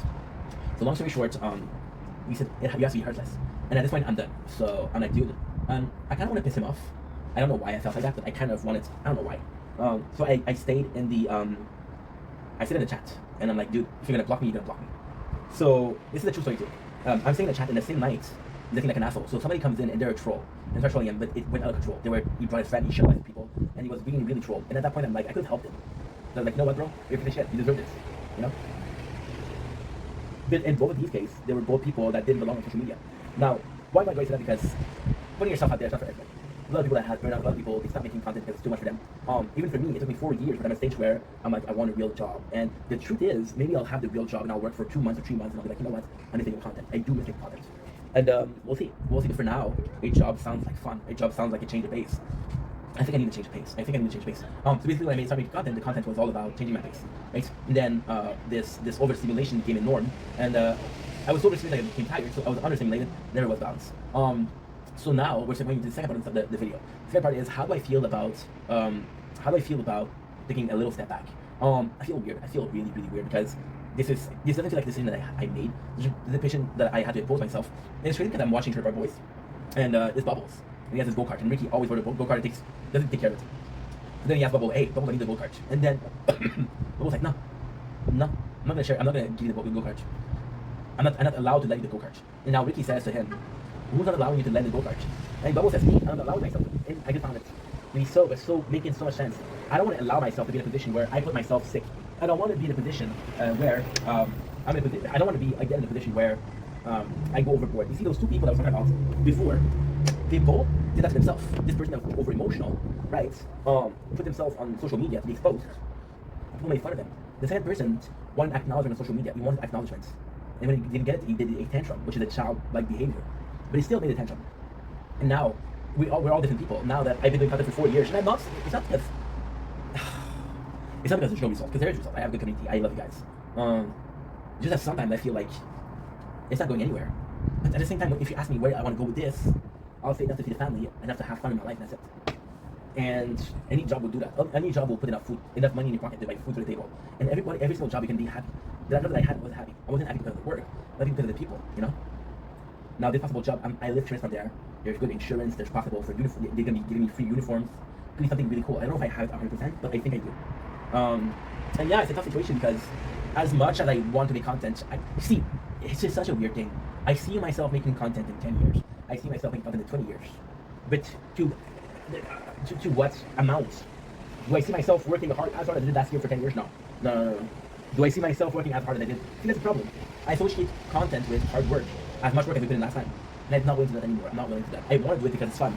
There's nothing better for me than to do 24 hours of helping me or of any stream. Right? It's fun. It's hard. It's fun. Okay, fuck what you're planning. Fuck what you're planning. Say you're doing this, and you're gonna say, I'm gonna say mass. You're gonna say multi message. That's what you do. There's a certain poetic in that. I remember last year. I was making the Elden Ring, right? And 24 hours. And I was like, dude, how much longer do I have? And for the first time in a while, I look up, and I'm like, holy shit, I've been streaming for 19 hours. The automatic could see this is, you can see the end. You can see the travel line. It's tough. And it's also seeing all those talented people on TikTok. And it's not a question of being jealous or feeling insecure. The reality is I'm seeing those people on TikTok and on other social media, and I'm thinking, dude, they're so talented. And I got more.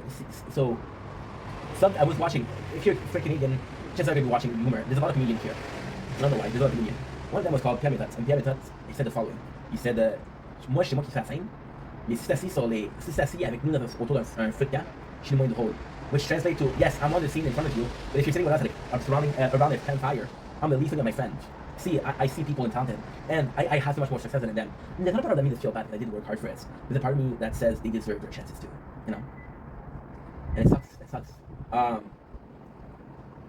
was talking to Jen today. I was talking about how we had planned because it was my content in June. And I was so fucking happy. At first I was like, oh, dude. Because that's a shitty person. I'm a shitty human being for that. I want to apologize if you take offense to that. You watching this. There's been so often where I had a loyal viewer and they said, you know what, I'm going to try making contents. Right? And I'm like, dude. And that's not the viewer because they were making content.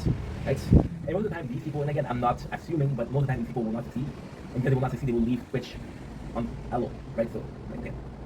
So Janice saying that, at first I was like, oh, dude. Janice was my right arm, right? Janice was my, I don't like saying that. Janice was the Batman to my Robin. Better than that. Okay, this is pretty embarrassing, but Janice was the Alfred to my Bruce. If you know what I'm talking about, you're a gangster. Yeah. Doesn't matter how far Bruce goes, he needs an Alfred, right? I'm losing a big part of the identity, I'm losing a big part of the vendetta, right? And today, I was like, fuck. And I feel so good because, and this is the weirdest thing, this is why I'm making this video, this very feeling is why I'm making this video. So, Aldo's Boy, like I said, announced their retirement last week. Like another person that I fucking love that's leaving YouTube or making content. And I'm like, there's a part of me that's like, okay, well, something needs to replace it. And I know it's not me, but I'm like, okay, well, guess what? See, I grew up in the 90s. It was amazing, but I think what was more amazing was the diversity of culture, the diversity of opinion, the non-PC, the diversity in music. But we had a lot of role model, and nowadays I look at it, and I'm seeing. And I'm sorry, but somebody that edits video and say, yo, this is the 10 craziest skin on Fortnite. Great video. Are you a role model? No, sorry. You possibly worked really hard, but, you know. I can look at Casey Neistat and say, what a role model. How many Casey Neistats are there right now? I can look at Meg Juggernuggets and say, what a fucking legend. How many Meg Juggernuggets out there right now? You know what I mean? I'm watching this TikTok battle every single night. I'm addicted to it. It's really good. Okay? So, with this TikTok battle, it's two assholes. And I don't mean, they're douchebag. I mean dickhead. I mean fucking prick. Horrible human being. And the only reason that people are watching this is because they're hated. So the funny thing is, one of them is more hated. One of them is the most hated in the Quebec, in French Canada. The other one is the next one. And the other one, whenever he goes against somebody else, doesn't make a penny. So they're fighting each and every single night. And it's a good show because it's two trash people throwing trash on each other. Like, okay, wow, this is great. But you're partaking in a culture where those two assholes don't deserve a platform. Yeah, that platform is basically making fun of themselves. They don't deserve a platform. Right? You understand what I mean? So when I saw the Outsider give up today, well, not today, it was this week though. And when Jenny told me I'm ready to make content, I was like, okay, well, and I don't know if that's narcissistic, but I'm kind of happy because I was like, I'm taking a break, I'm taking a step back, and my boy started to make content at the perfect time. The truth is, me and Dennis were very similar. So if somebody like, I don't know, I have no clue for my boy, but yeah.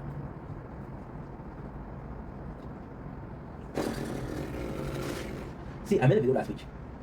And I was talking about how hard it was finding a job. And that's the funny thing with me. We're at 40 minutes, okay, so it's the part. That is the thing with me. I will jinx myself in the best of ways. I made a video, I think it was last Wednesday, talking about how finding a job is really hard and I fucking hate this. And I don't feel like I'm valued and I hate the relationship of power. The feeling of a relationship where I have to like, hey, kind sir, I'm possibly the worst worker you're gonna have. Please give me a chance. Please help me feed my family. I'm not asking for charity, dude. I'm working for you. You're gonna profit off my work. I still have to beg for you. You know? I had a problem with that. And it feels like the same thing with taking a step back from making content. It feels like feels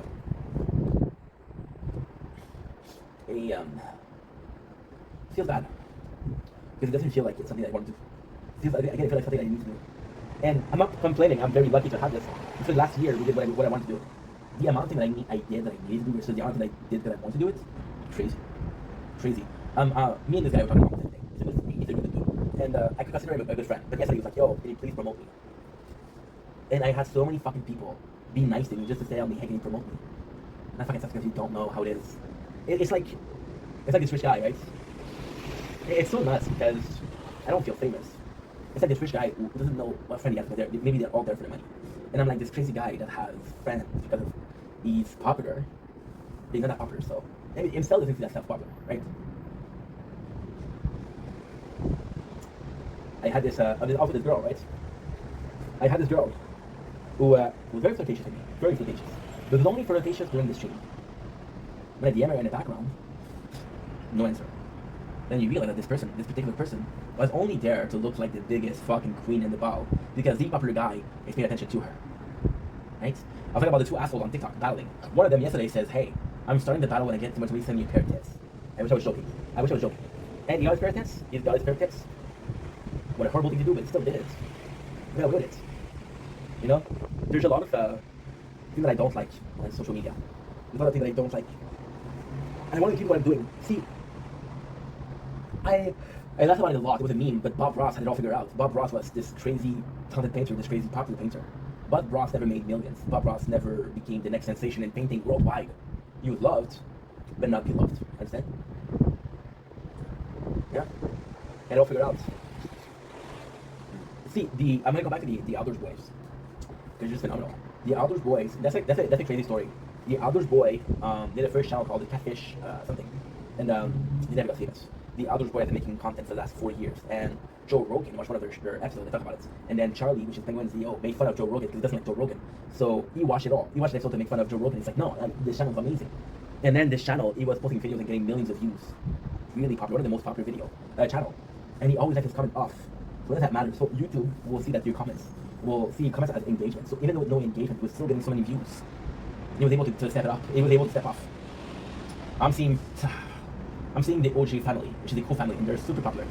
And they're putting their kids first, which is amazing. I'm seeing this PewDiePie. And PewDiePie, to me, always felt like such a fucking asshole.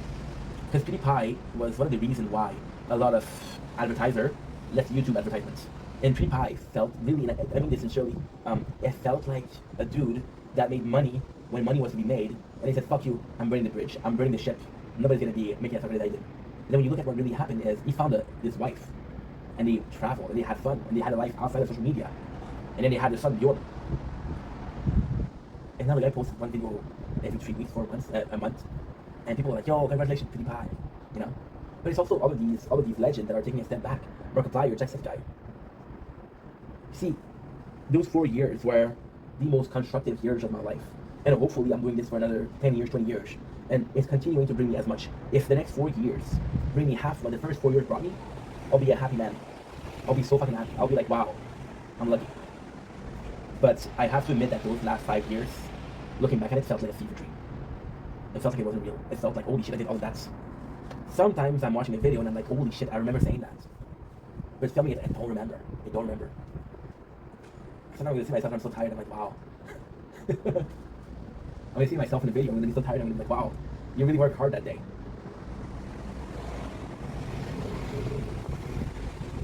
I miss that. I miss that. As much as I like putting myself through fire, the fire of overworking, the fire of self-destruction in the sense of I'm working way too much, I miss it. Julie. I told you guys that it's great. I told you guys that I had a party at my uncle last week. I didn't tell you something. So I was on my phone, I was thinking about Tapsy. Because again, it's a game that I get focused on the conversation, which usually I'm not. Usually I'm posting, usually I'm working, right? And I'm focusing on the game. And the simple thing I have to do, I'm still listening. I'm pressing a button here and there. Then my aunt, mind you, that I haven't seen in 2 years. She says you're wasting your life on the phone. And I'm like, first of all, and there's part of me, there's a timing of me, there's past in that would get so mad and say you don't know shit. But then to me, knowing what I was doing was enough. Knowing that I was working, having fun with working, knowing that I'm still less and than I was. There's a time where I went to a party, I would just go into a room and just film and make content. I'm actually with you guys. She's like, oh, you're on your phone, what are you doing with your life? I'm like, please tell me what to do right now. Tell me what to do. Tell me what to do on a Sunday night at 8:32 p.m. Please tell me what to do. Tell me how can I spend my time at this Sunday, right? And I did because I know. But as much as maturity is, and maturity says she doesn't know the situation, you don't need to get mad at her. Like you're gonna see her one time, and then you're gonna see her in a year. I was proud of myself for not reacting, but I also miss the guy who was reacting. I also miss the guy who said, you know what, you don't know shit. I wish I had his passion. We often compare fire and passion. Fire is destructive, right? I want to be a destructive force.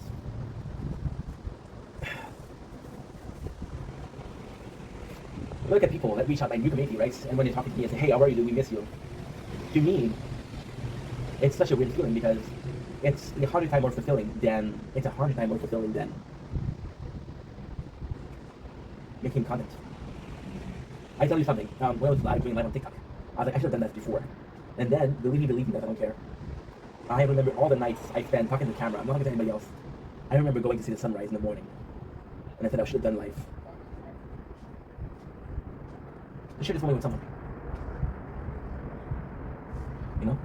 A part of me that's taking a step back, there's a big part of it that is, you didn't do the proper thing. There's stuff I could have done to become way more famous. There's stuff I could have done to make this a real quote-unquote job. There's stuff I could have done to better my financial situation, right?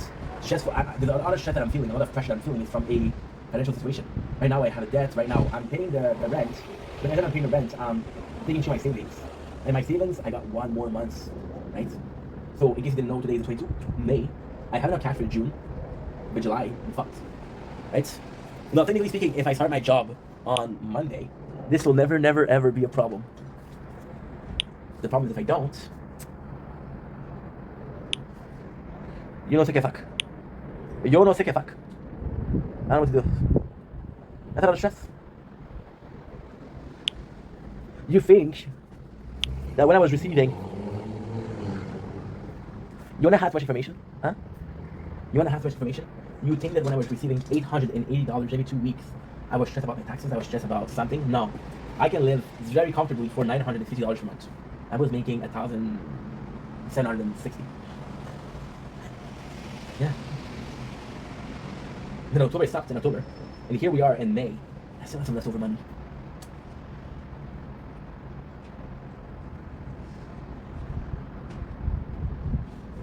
The thing that haunts me the most is the second I think about stopping, I'm saying if you stop, you just wasted 4 years of your life. Right? If you stop, right? Oh, thank you. Julie Stoner. I don't know what that is. I don't know what that is. But she said thank you. So thank you. You're welcome. The second I think about stopping content, it's like you're gonna be wasting 4 years of your life. But then followed shortly after is you have a choice between wasting 4 years or wasting your whole life. You see, it's crazy. I'm gonna give you guys a crazy statement. You don't mind? Lately, I've been asking myself, what is the pursuit of happiness? What is the road to happiness? Right? Now that I don't know what happiness is, I know what sadness is. The thing with sadness is, if you knew how to avoid it, you would. You're not supposed to know how to avoid sadness. Right?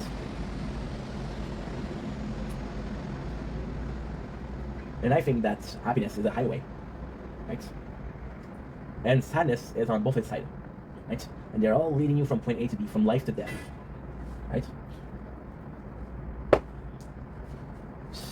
You're in this car, right? You're driving forward, and you're playing this song, car radio for 21 Pilot. If you don't know the song, please check it out. It's amazing. And you're on this highway, right? You don't know if you're in the good lane or the bad lane. The lane is gonna make me happy, or the lane is gonna make me sad. You don't know what it is. Tell me something. Tell me the truth. Now, if you're lying, if I ask this question and your answer is a lie, you lie to yourself, right? I don't care what your answer is. But tell me something. If you don't know what lane are you on, are you pressing stop or are you continuing? I am fucking continuing. I'm not stopping the car. I'm not stopping the car until I have no gas and I have 2 flat tires. I just don't give a shit. Yeah. That was nasty. That was nasty as fuck. That was nasty. Yes. Oh, I need. What to do, cheer up, boys. Oh, this is disgusting. I gotta go puke. Your mouth.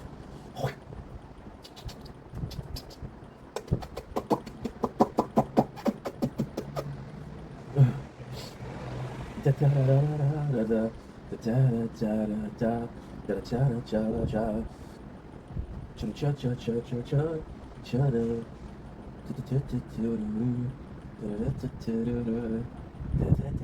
cold outside. I have to press this button until I die. Until the day I die, I plan myself for you. Call your verse release a new song, right? Until the day I die. Welcome to the Welcome to Show. Visiting Wall on this 22 May 2025. We're going to be reacting or doing a recap. We're just talking about season 5 of Trailer Park.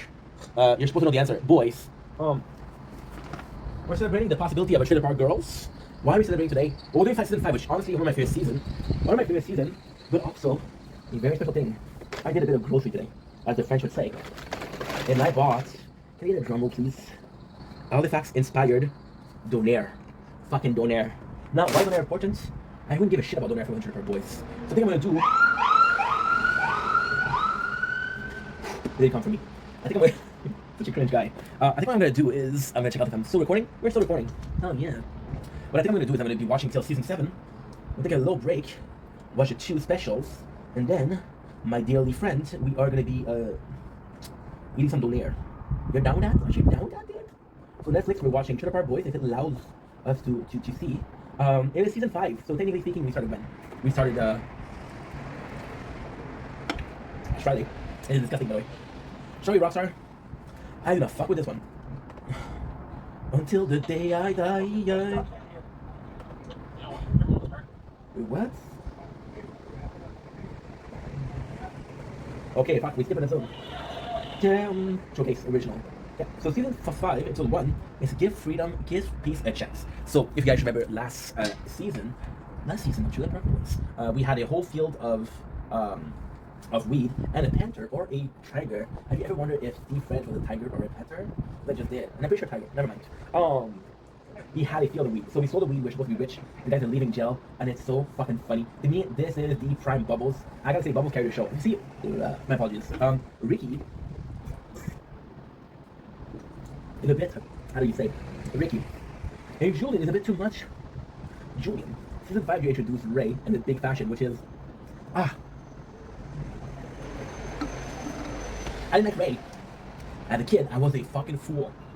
Because Ray is the shizzle, know what I'm saying? See, there's this classic thing of watching Trailer Park Boys one day, watching Trailer Park Boy 1 week, watching Trailer Park Boy 1 month, and we're at a month now. You know what I'm saying? So Give Peace a Chance is actually a really cool episode. What I love is the Trailer Park Boys are head in the head. Once again, we don't have a time zone, but we're seeing Trinity growed up.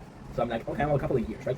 So now they leave jail. Right away, you got some bangers, you got some fucking funny epic moments. For example, Ricky complaining about the look away from smoking. Not all the smoking gel anymore. Go figure why. And then Bubbles, which is my favorite Bubbles ever right now, he's like, oh, Ricky has been losing his mind with the new no cigarette policy. So he's right away talking about, like, very politely, he's talking about, he's hugging prison officers. So you see, kind of like a Trailer Park, right? So what ended up happening is, they're looking for a party. They think they have all of the money. So then what happened is they go see Terry and Dennis. Terry and Dennis is a nice addition, because give me treat. See, Terry and Dennis is actually a really, really good addition because Trailer Park Boys is Ricky, Bubbles, and Blue. The antagonist is Leahy and Randy. You also have Cyrus, so it's 2 guys. Notice Cyrus is never with Leahy and Randy. And the problem with Trailer Park Boys is Leahy is the perfect villain. They're both protagonists and antagonists from the same place in Trailer Park. Cyrus is an outsider, so it is a purpose to a mean. Nothing unites like a common enemy, and nothing unites like a common enemy. Frankie Grande, Celebrity Big Brother 2016. We'll go to it, bitch. So yeah, so we go in and they meet us, and then it's such a play on, I'm not a smoker, I don't do drugs.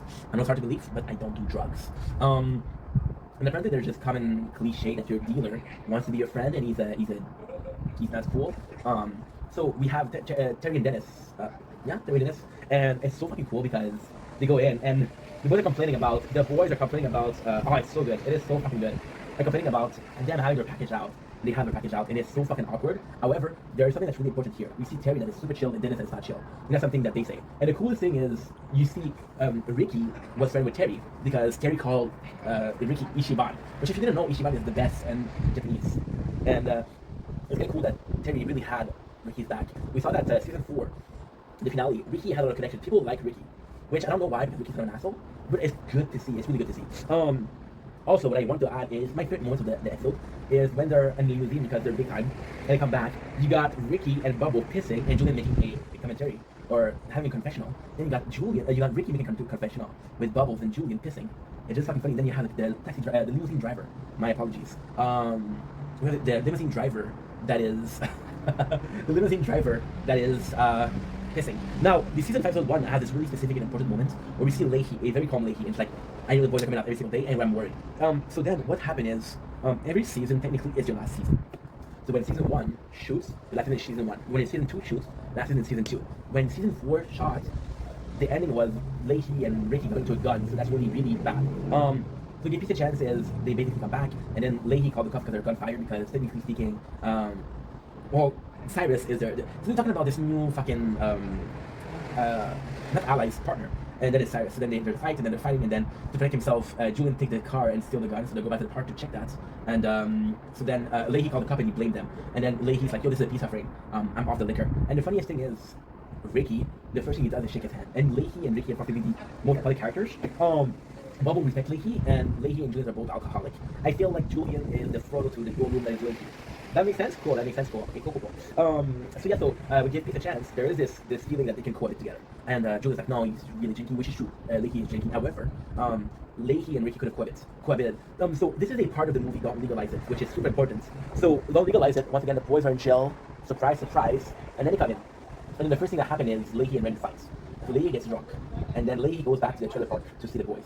And then Ricky says, ask one thing. He asked one thing. He said, who do we have? Leahy, the friendly guy looking for someone to drink with, or Drunky, the fuck clown, saying, are you good drunk or are you bad drunk?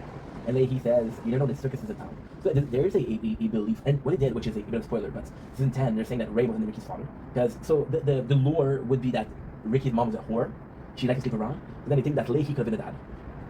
And there's a whole scene of that. And Leahy is a really good protagonist because he helps Ricky out. So that's pretty much it. That's pretty much it for season 5. However, it is a great intro. You see Trinity. Now, technically speaking, this is the first time where there's carry on from the season 4. So another season before, so that they have money. So for example, J-Rock bought a lot of CDs and turntables, shit like that. Corey sold the park. Now, the truth is, it's such a sad story because they went different ways. So the first way was Trevor and Corey spend the money and say, fuck those guys, chicken and shit, right? Then the way they went is they said that, oh, Barbara fucked us over.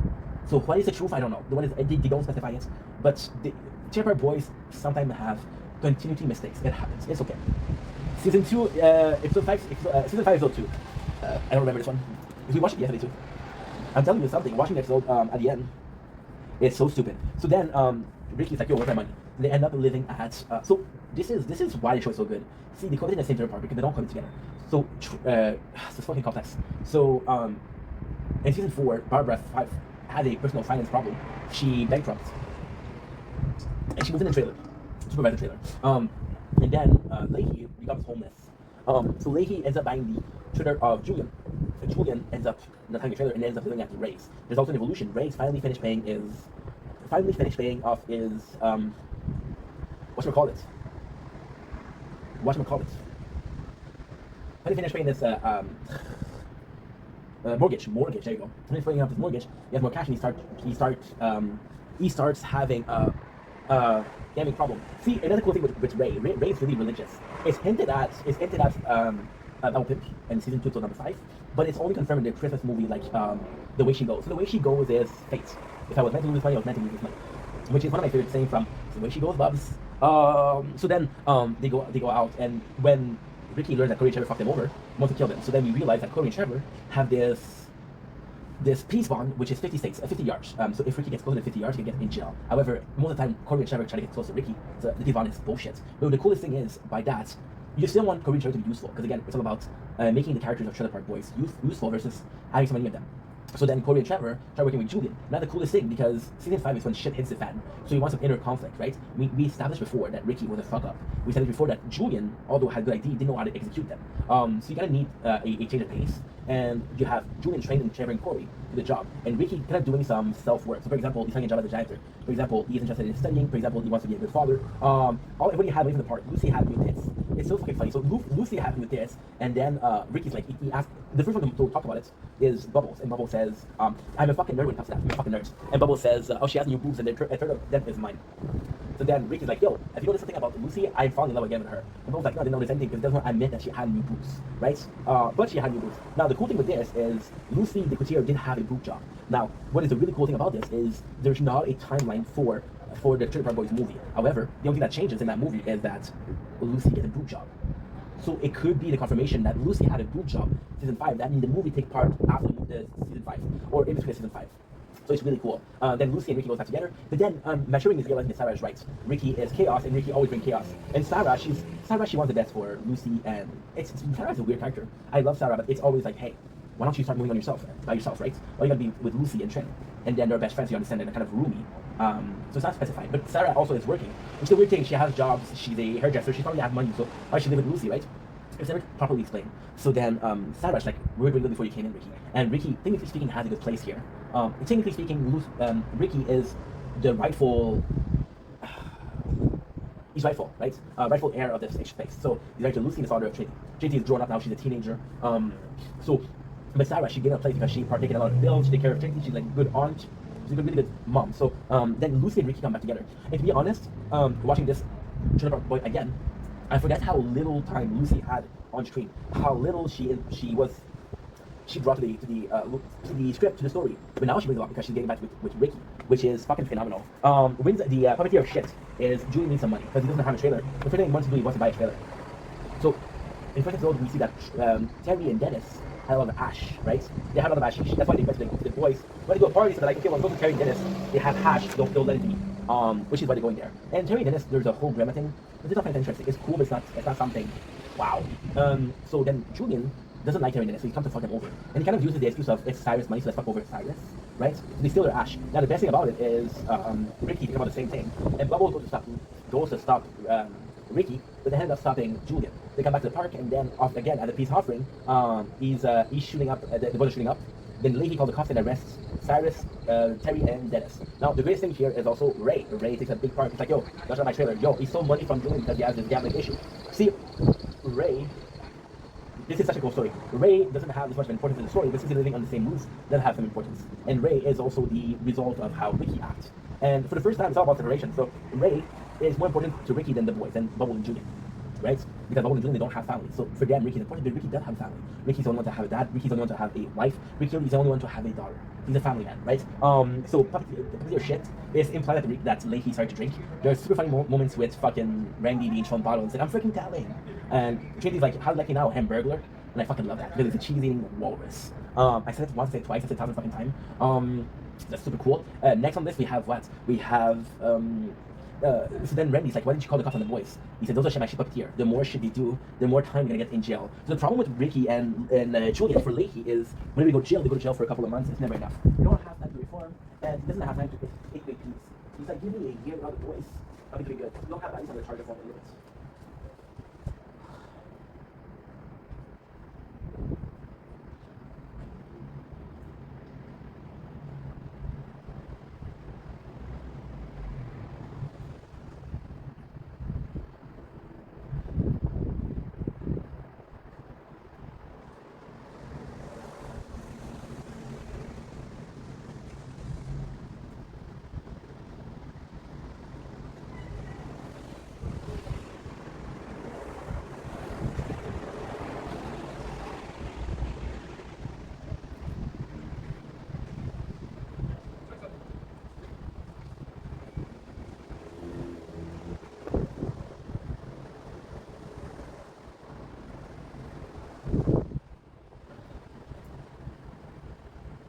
Looking for, she gonna break wall behind her door. She never know what she means to me. But I'm afraid she chewed the messenger, killing time before she trusts herself. She needs support and not be. Link, it's your boy Ink. Welcome to the show.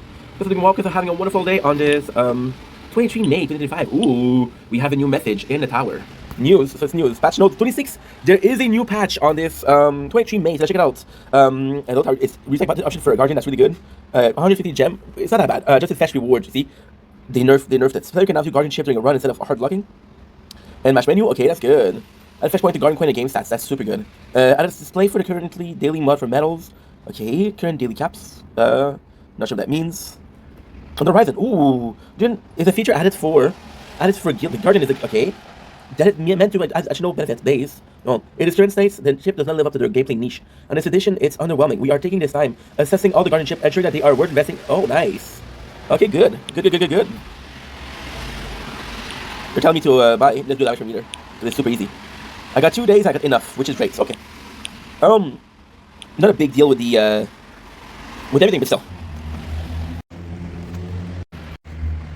Dome Link, it's your Blink. Welcome to the Culture Show. If you're doing well, because I'm having a wonderful day on this 23 March at May 2025. I was supposed to take a little break today because, again, we have a possibility to start working as soon as Monday. So, yeah, it's a bit of a mess because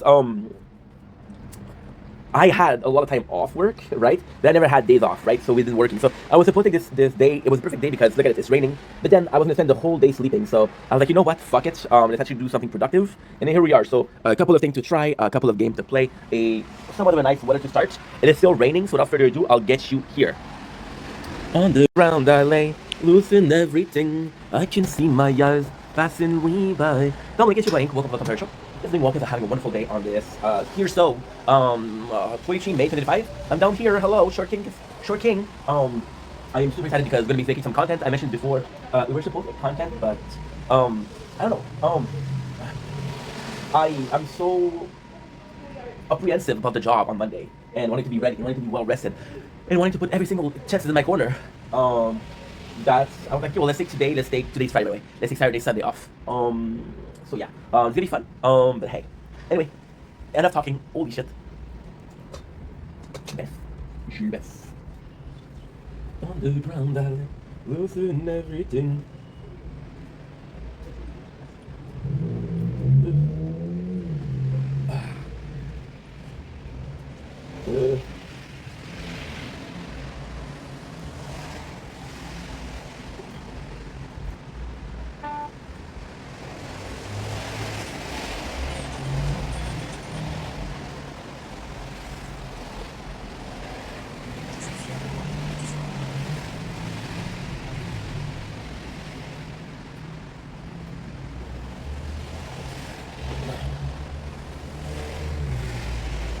Dome Link, it's your boy Ink. Welcome to the Culture Show. Guys, doing well because I'm having a wonderful day on this 23 May 2025. We are playing the tower, so you're gonna see. Today is a great day. I've been having a lot of good days last week. Then we had a bad day, and it kind of broke down everything. And then we've had good days, but these good days are dependent on information. So, for example, the first bad day that we had was Wednesday. The first good day that we had was Thursday because we had a job offer. On Friday we had my interview. I am so sorry. On Tuesday was a bad day. On Wednesday I went to get some CVs. I got a call for an interview, which was the next day. There you go. So right now we're chilling. We're having a little break. This is gonna be a good day. So here's the intro. There's a couple of videos, but here it is also for the gaming plan. You know what? Fuck it. Let's do this for the gaming channel. I came in last week saying I'm going to stay on Twitch. I couldn't figure it out. I might be having a couple people give me advice on how to do it. It possibly will be on Twitch for the whole time. It will possibly be on Twitch till we figure it out. Because I want to play Star Wars. I want to play Fortnite. There's such a cool event going on. I want to take advantage of it. That's one. Two, you might have seen me trying a lot of new mobile games. So now we made a rotation. I'm going to be working, so mobile game is going to become kind of bigger, right? So now the active plan has changed. The active plan is now, let's try some games. So I've downloaded a bunch of games. I downloaded Brown Dust 2, I downloaded Zombie Warfare, and I downloaded Brotato Pro Premium. So with these 3 games, I have way more of a kind of like a pool of games to choose from. So then what I'm going to start doing is I'm going to be doing the next week. The mobile games are not going to be on Twitch, are not going to be streamed. They're going to be filmed and recorded as we do per usual. Reason being for that is actually quite simple. If and only if it's not complex, right? But yesterday we made a huge problem where we had this phone playing Brotato, right, Premium, and I was streaming on Twitch and there's no volume. So that's not a big deal. It happens. However, now I have the first episode of Brotato on this phone completely fucked because I've unlocked something. Where do you unlock those things, right? There's a lot of people.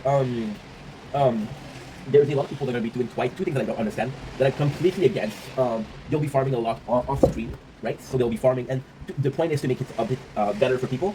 But there is this hand pressure of I want to be entertaining, so I'm not going to farm too much.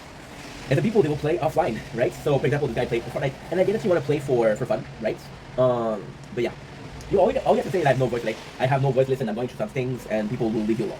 So, yeah, so I have a problem with that. So we, like I said, long story short, we might be streaming on TikTok and I really want TikTok because TikTok isn't okay. So I didn't lie when I said I was more interested in Kick than TikTok, but I'm realizing how little, sorry, Twitch has changed, and I know TikTok streaming. I know that. So those are two that I'm familiar with. If it was in one way, I want to do two. If it's three that I don't know, and one that I know, this is a bit of a prehensive curve. And once again, I'm streaming at the same time, so that's why. Also, I really want to figure out how it works before I want to do some test stream. I can do some test stream because all the games that I'm playing are current. So, for example, we started to play Broken yesterday. Was like I said, there's no mic. Now, the whole thing is simple because I can use this phone, and with this phone, I'm able to get the cover that I need, right? Oh, well, you didn't get this. I got this. No worries. So that's kind of cool. And yeah, that's pretty much it. So we'll see how it goes. Next week, possibly very low stream, and if I do stream, it'll be from PS4. So it'll be the same stream that we had before with no OBS, and then we'll change it. However, there is some great news that's coming with it. Great news. If I can get OBS to work, and only if I can get OBS to work, we might be shooting with a camera. So I've always been dead against using a camera. I've always been dead against it. But there is a huge plus. I see. With me, getting on camera meant one thing. When I started streaming, it was all about being faceless. Now with the gaming, I do feel like I'm getting a lot of fun, right? And I'm getting a lot of gaming burnout because I'm more interested in making content. So I'm trying to find a just middle, right? I used to think that putting my face in the camera would render the game not fun, but what I didn't picture was I can make this fun. See, for me, the experience of gaming will not change over the camera, right? I was always thinking that, if you put a camera, it's going to be lowering the quality of the game, because not in a sense of graphics, but in a sense of this is the game that you're playing and you're enjoying this game. For me, the game doesn't change, and for me, the mentality, the way I perceive the game doesn't change. So the general idea behind the game is the same. I remember game streams of Fortnite, and I was so tired of barely talking. And I could have come in and say, hey, this is the game, right? And I could have put my camera and I would have been talking more. Does it make the game more interesting that I have a camera on? No. But yeah, I just wanted to try that, so this would be cool. And I feel personally that in a very important fashion, I owed you guys this. Truth is, I opened up OBS and I haven't worked on OBS in 4 years. I want to try it. If it works, it works. I'm not, and I feel like, for example, with a total difference, right? I'm tasting this today, and this is amazing because this is part of a sub branch of products that we had before, and these are my favorites. So I'm like, why taste the whole thing when you only like one of them? So with the camera, with the OBS, we do the same thing. I don't like OBS. I like the simple tradition of, and I was talking about this last week with the manual with tools, right? I like the idea of I want to play. I have one button to press. I have a title to find, and there you go. Maybe we're streaming. I do like that. I don't like, okay, well, let's open up the computer. Let's open it up, and then we're gonna be checking out. Now, I don't know how OBS works. It could be automatic, but I want to change. Also, for the cameras, it's super important because the biggest problem that I had with gaming, and trust me, it's not a big problem. The biggest problem that I had with gaming was from 2021 to 2023. I wasn't using TikTok. I wasn't creating clips. So a lot of the games that I finished, I have to replay because the games that I have to replay are I didn't do the clips. So what if I had two playthroughs of the same game? It would be boring. What if I had one playthrough with the game with no camera, one playthrough with the game with camera? I would have an excuse to play the game. I would have an excuse to play the game again when the real excuse is I want clips, so I can clip farm and I can get more views and more followers and hopefully make this a challenge. Simple enough? Anyway, we've been talking for a long time. I'm gonna let you guys go. Love you guys. Take it easy. Don't Link, it's your boy Ink. Welcome to the Culture Show. I'm doing well because I'm having a wonderful day on this 23 May 2025. As you can see, we're doing something close to a miracle today. We don't have my computer. We have a computer that's close. I sincerely want to apologize to you guys because we're about to redo the first part of Trailer Park Boys Season 4. What happened? One of my nickname, in all stage of my life, as soon as I was coming out, my nickname coming out, the womb, not coming out sexually. Thanks you for assuming my sexuality, you fucking misogynistic pig. So what happened is I filmed a intro for season 4, I'm so sorry. And the intro for season 4, I had a little problem. It was very short. So because it was very short, I didn't upload those videos because I like do the behind the scene, right? What happened is I like to film a lot. So it's a long story, but if I can make it simpler, I like to film a lot. I filmed a shit ton. My phone was full, so I'm like, okay, well, upload some videos. And because you're uploading some videos, you will have the space and you can go to sleep. So I can go to sleep for 2 or 3 hours. Videos are uploading, the phone gets empty, and I can make content simple enough, right? So there you go. So I deleted the season 4. Now, why am I sorry? Because technically speaking, it's all up here. Like, it's all up here. The content is up here. I will see, that's the problem with making unplanned content or unplanned pregnancy, which is a great thing. Don't talk about it as a problem. the greatest thing that you can do is coming in and being yourself and talk about subject, right? You will never get this first version. You'll get the rehearsed version, right? So possibly the first one was better, or possibly this one is better. We'll never know. But you know what I know? We should start now. The season 4. To me, Trailer Park Boys, watching it so close here, it's kind of crazy. It's kind of crazy. And I did this with Shameless, but we didn't start covering Shameless. So to me, this is insanity. To me, this is completely nuts because I never talked about a show and did from season 1 to season 7, which is technically speaking 87 episodes, which is not bad. So now what we're doing is we're seeing the very close. Usually what I do is I'll do season 1 one episode, then I'll wait a couple of days for another episode. We're seeing the series as a whole. I didn't realize how much the boys, the park changed every single season. But I gotta say, season 4, out of the blue, is possibly one of the best changes ever. So let's rewind ourselves what happened, and a shit leopard cannot change his spots. This is season 3 finale. So you see, I still remember, even though it was 3 days ago. It was 3 days ago, but it was 2 seasons ago because we already finished watching season 5. So Julian went to jail. So what is the cool thing is, and that's something I never even noticed. See, Trailer Park Boys, and again, I say this with love because I love the show. I hope you guys get the impression that I like the show because that's the truth. That's the truth. No action from PPP. Or Kino Casino if you prefer. I don't know. You really, you have a season, and from the season, there's no need for the timelines. For example, you'll have a very clear understanding of what's going on, right? Now, in between the season, since Trailer Park Boys have so little, this is the first time I talk about it. I didn't talk about this the first time. I don't remember what I was talking about, but still. So the behind this, we don't have a timeline. You are not being precise on just how much is going on behind the scenes between seasons. And some seasons you can have a lot, some seasons you can have a little bit. And it's such a specific thing that it's kind of part of the show. Not really, but technically yes. How are we talking about technically it is part of the show? Well, that is super simple. I forgot to do a video. So technically how it works is, for example, right, the guys go to jail and then the park gets to rebuild itself. See, I used to think, and this is truly my opinion, don't take it for fact, I used to think that the boys in between season was the jail. So they have this business, they go through the whole series, through the whole season, they go to jail, they lose everything. The next season, they have a new plan, they go through everything, they go to jail. The third season, they lost everything, they have to start. But it's not that, it's how the park changes. So in the first season, we have a calm park. We have the park the way it's supposed to be, right? There's some problem with Cyrus, but apart from that, the park stays the same. Season 2, the breakup between Randy and Leahy is affecting a lot of the park, right? Season 3, the boys they come back with a lot of money, and it kind of changes the park. Season 4, for the first time, we have Julian going to jail. I mentioned this before, and I'll say it again, but this is possibly one of the most influential things. So the Trailer Park Boys could have just been the Ricky and Julian show, right? But you did boys, so you can do Ricky, Bubbles, and Julian. I said it before, I said it again. Ricky is at one left, Julian is at one right. Now, so you decide if you prefer the left side or the right side. I don't give a fuck. But they're trickstery, extra.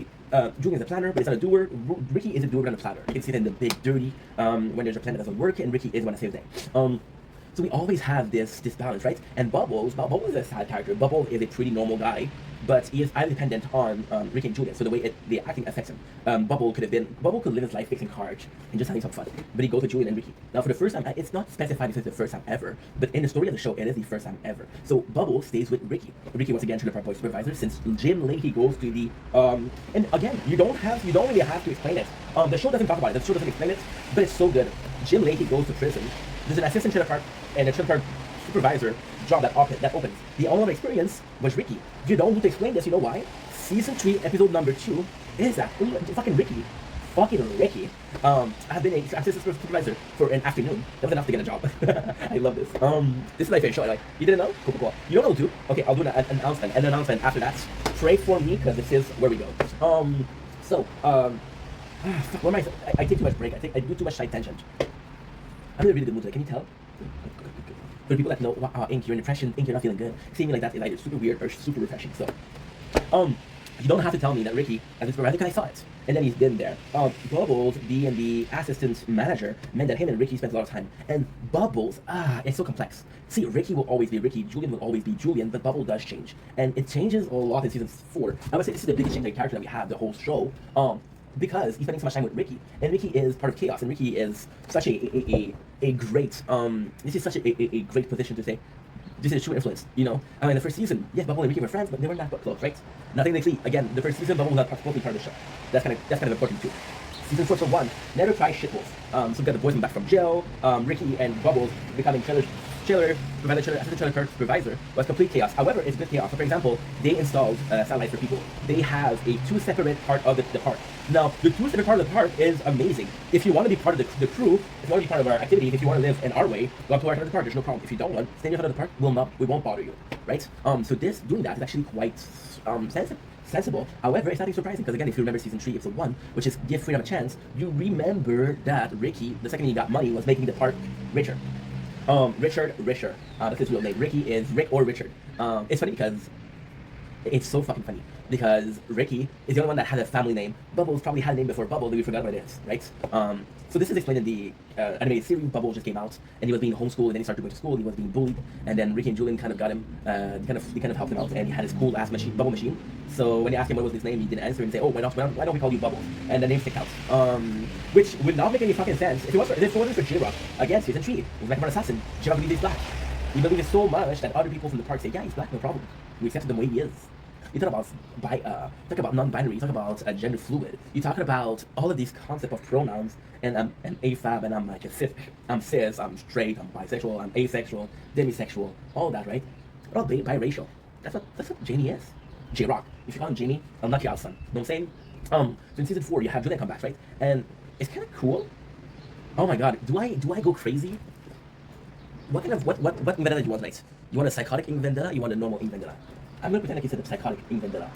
There's a principle in movie I first started seeing in Fight Club, which is an unreliable narrator. So something that tells the story, but you don't even know if it's true or not. Ricky and Bubbles tell the story, but you don't know what they're saying because technically speaking, the show is Julian. The show has always been Julian. It's been Julian since season 1 to 1. So you're getting okay. Well, they've been growing dope. Don't know why. Now later in the season, it is explained. It is explained when they have the wheat field, when they have the whole thing. It is explained, but not so much, right? So we have Ricky and Julian. Kind of being there. The first episode is all about Never Crack Shitholes, about moving the weed. So the problem is Julian, and you know what? I'm gonna give credits to Ricky. Because Julian doesn't want to be associated with that, and Ricky's not gonna be like, yo, fuck your weed. Okay, Julian, it's not gonna be in an apartment. I'm gonna still grow weed. They have these compromises, and Ricky does a really good job at compromising. The whole episode is funny because we established Bubbles as a musician. Bubbles is a musician which is super popular. There's about 3 or 4 songs, which is kitties are so nice, kitties are so nice. Put them down, spin them around, tickle their belly twice. Kitties are so nice. I found Daisy in the storm drain, covered in liquor and glue. I took her back and gave her some kitty shampoo. Or a song like Liquor and Whores, Liquor and Whores, cigarettes and dope and mustard and bologna, liquor and whore. When I went down to the town of Georgia, and I met a girl. Now later on, Bubbles is a real musician. Bubbles, funny thing is, bro, this is, okay, so I'm a bit weird today. I'm gonna tell you why. Yesterday we took a break, we did make some videos. Today I didn't make some videos. I haven't talked to people today. I'm really hyped to talk to you guys. Is that cute? Is that crazy? It's kind of cute. It's cute from afar, and from close, you're like, dude, I need to get a fucking, what should we call it? Like, you gotta get closer. A non-contact agreement, something like that. Something like that, right? And yeah, so, later on, Bubble traded Shit Rocker. The funny thing with Bubbles is Mike Smith wasn't supposed to be part of the Trailer Park Boys. So what happened was Mike Smith was he was a musician from Nova Scotia, which is where Trailer Park Boys were filmed. And then Mike Smith was on the and that's the craziest story. Mike Smith was chilling with the boys, or chilling with the crew. I'm gonna say the crew because it was more vague and I'm less allowed to have a mistake, right? I'm less likely to make a mistake. So then what happened is he had a character called, I don't know how he called it, but it was the character that's supposed to be Bubbles. I have a leakage of rain from the top. I see you looking around the walks because I have my computer, I have my phone, I have some delicious snacks. Delicious.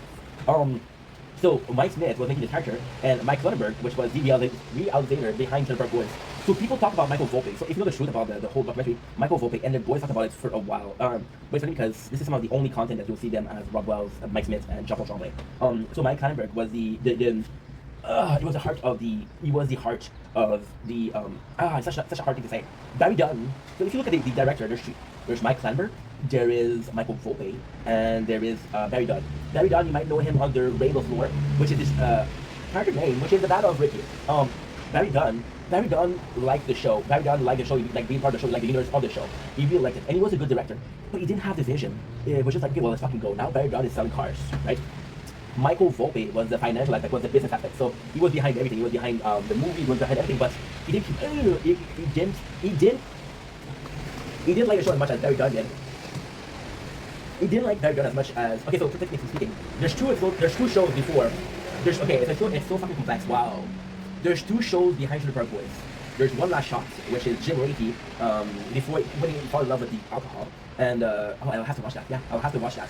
And there's One Last Shot, which is a very young Ricky and Julian. There's not even Bubble there. There's Pat Roach. There's Pat Roach. And it's very similar to Ricky and Julian. Michael Volpe wasn't there. Mike Clanberg was behind it. So Mike Clanberg says, this is the Trailer Park Boys. And the Trailer Park Boys, the first season has very low budget. And then when the show became famous, Michael Volpe came in and said, no, I can take the next level financially. Mike Clanberg was behind it. Mike Clanberg was he was a crazy director. He was a creator that you see on the scene. So wearing Bubbles glasses and playing as Bubbles and saying, and coming up with a lot of Rickyism. So that's the funniest thing. The craziest thing actually, is Mike Smith, Jean-Paul Tremblay, Rob Well, which is Ricky, Julian, and Bubble, respectively.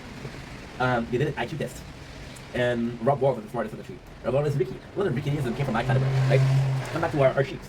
So the nicest thing about this episode is, I made a mistake the first time I said it, but I'm going to do the same mistake, just for a matter of being transparent, of being equilibrium of the forces of IDHD, right?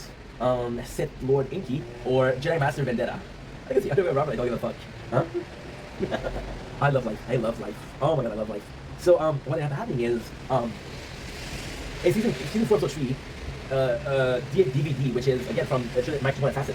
So this is the strength of Trailer Park Boys. I'm going to mention how much more we're seeing Barbara being the Trailer Park supervisor. But again, we did see, that's not true. We did see her a lot in season 2, but it wasn't as Barbara. We saw her, and I'm sorry if I'm being misogynistic. That's not the plan. But we see her as this somewhat of a park pittance who is the mother of Trina, which had a huge part in season 2. But also as the person that might marry Sam Lofto. You know, we don't see her as, okay, well, she's the fucking Trailer Park supervisor, and you better be nice to her. Season 4 is like, okay, well, the park is mine, and I have to do shit, right? I don't even remember where I stopped yesterday. Fuck. Well, I'm doing a little announcement in between. I'm officially saying that we will do, oh my god, yes. We'll do, till season 7, and, after okay, we'll do another video. My apologies. I'm afraid of forgetting this. I tend to forget stuff. So, J-Rock was supposed to be arrested. I think it was in season 4, episode 1. It's in season 4, episode 3. So J-Rock had a new manager, which is DVD that we saw in Microphone Assassin. And then his manager says, you should be arrested. And like, yo, Pimp and Hoes, which is Rob Piggy's Should have thought about it. Is that? Yeah. I don't know exactly. A Man Gotta Eat. Yeah, so we'll do A Man Gotta Eat and Rob Piggy's Yeah. Okay, cool. So Bubble, I'm so sorry. Bubble was one of the tech guy from music, and my camera was like, yo, you're really talented. You become a character, then he became Bubbles. Cool enough, cool. Then in later season, he had Bubbles in Shit Rock. That's another story. So you're gonna get arrested, right? J-Rock gonna get arrested. They're gonna get arrested. That's season 4, episode 3. So yeah, so the whole thing is about drugs. Leahy and Randy come back, and that's a problem. Because all around, so there's always this power leverage. Ricky, the only reason he was able to say fuck you to Leahy was because he didn't give a fuck. You see, Julian will tell Leahy fuck you, but there's sort of this mutual respect in between the two of them. They don't like each other, but they tolerate each other. Bubble is weird. Bubble is really, really weird. Okay, so this is a huge spoiler. Leahy and Bubbles have this almost proxy piece. So Leahy knows that Bubble is only the way he is because with Julian and Ricky. The problem with Bubbles is Ricky and Julian don't go to jail often. And I get a feeling that when Julian and Ricky aren't there, Bubble is a model citizen. He doesn't cause problem. He doesn't do anything bad. And Leahy's like, what's the problem with Bubbles, right? That's actually kind of cool.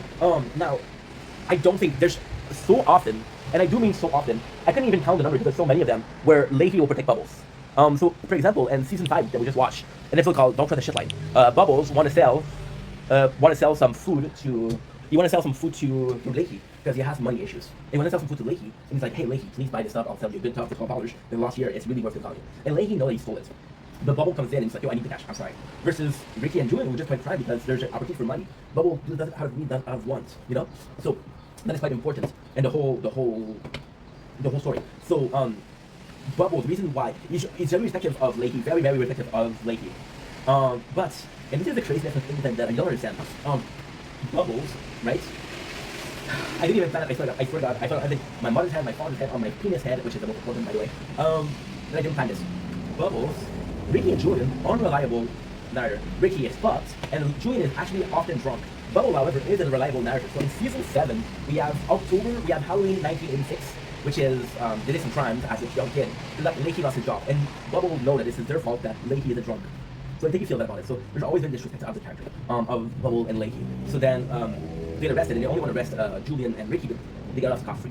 And then they end up in jail, which is really important. So Julian being in jail with Bubble isn't important at all. But it's important for a single factor. See, Bubble is a really good friend. He's a really good friend to Ricky, but he's a really good friend to Julian.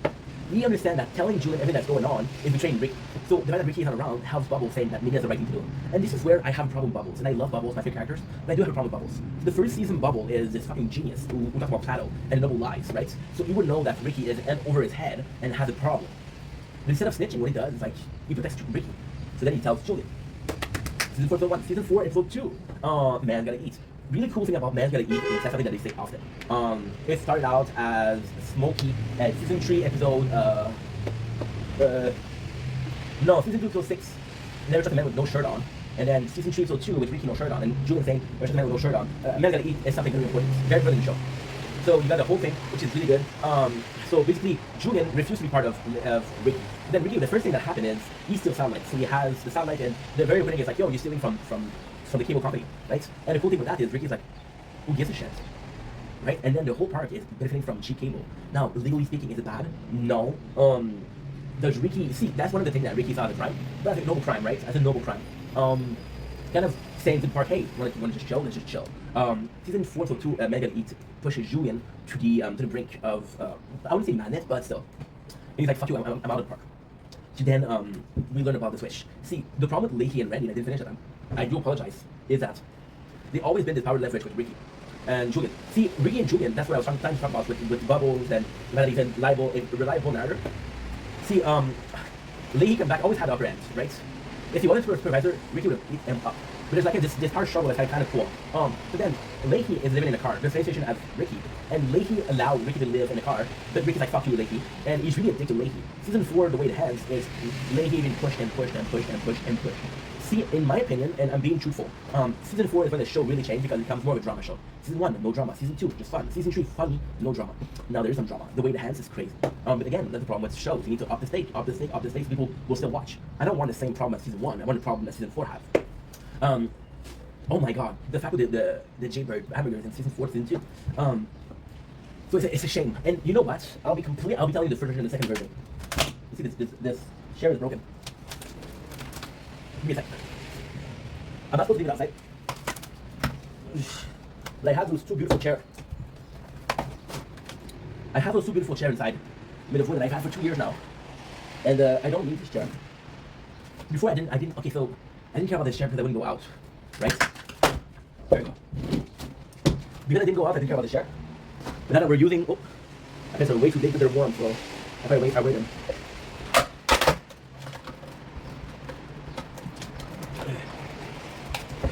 What if I did this? Would it be comfy or not? Yeah, not so bad. I'm a bit too high. See, that's the problem. You're filming. Oh, guess what? Nice. This is possibly the best thing to do. No way. Holy. Yeah. That's perfect. Okay, that is really perfect. That is really good. I didn't think about that. So basically what happened with this chair, and I know it's not your boys, I'm sorry. ADHD. So I had this chair for the balcony. But I didn't use the balcony. The first time I used the balcony was starting last year, making some content on the balcony. And then I had this chair, and the chair was already fucked up. I was like, how much can I stay, right? Then we had the winter, and I had some good chair, and I was like, the good chair I want to stay them in, and when it's rainy, the chairs are in wood, they'll fuck up. So I have to stay to lay them inside, to leave them inside. Okay, so season 4, episode 2. The boy, Ricky takes everything from Leahy. I don't want it.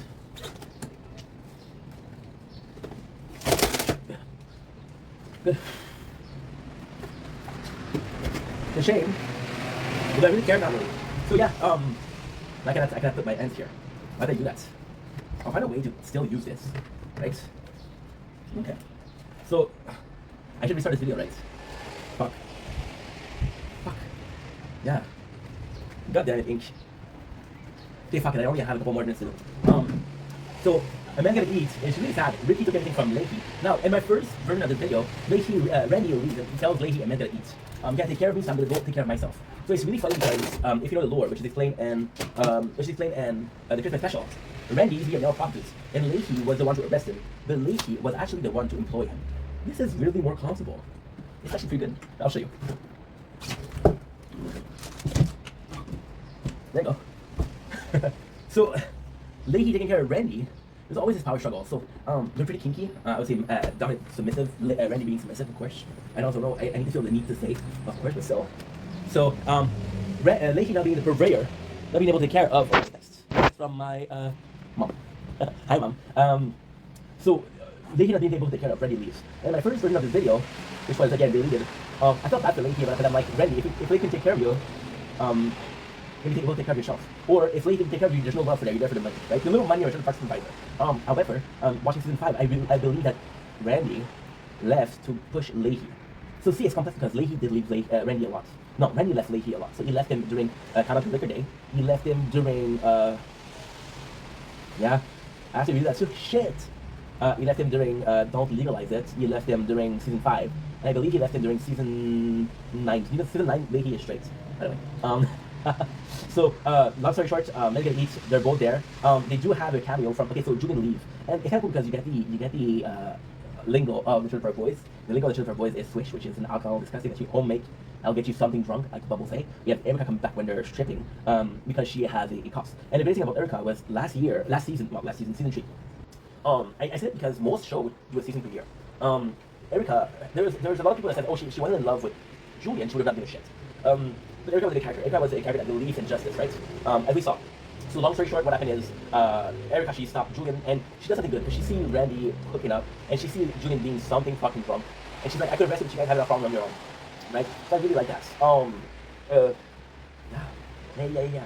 Okay, I remember I used to have the videos and I forgot what they were.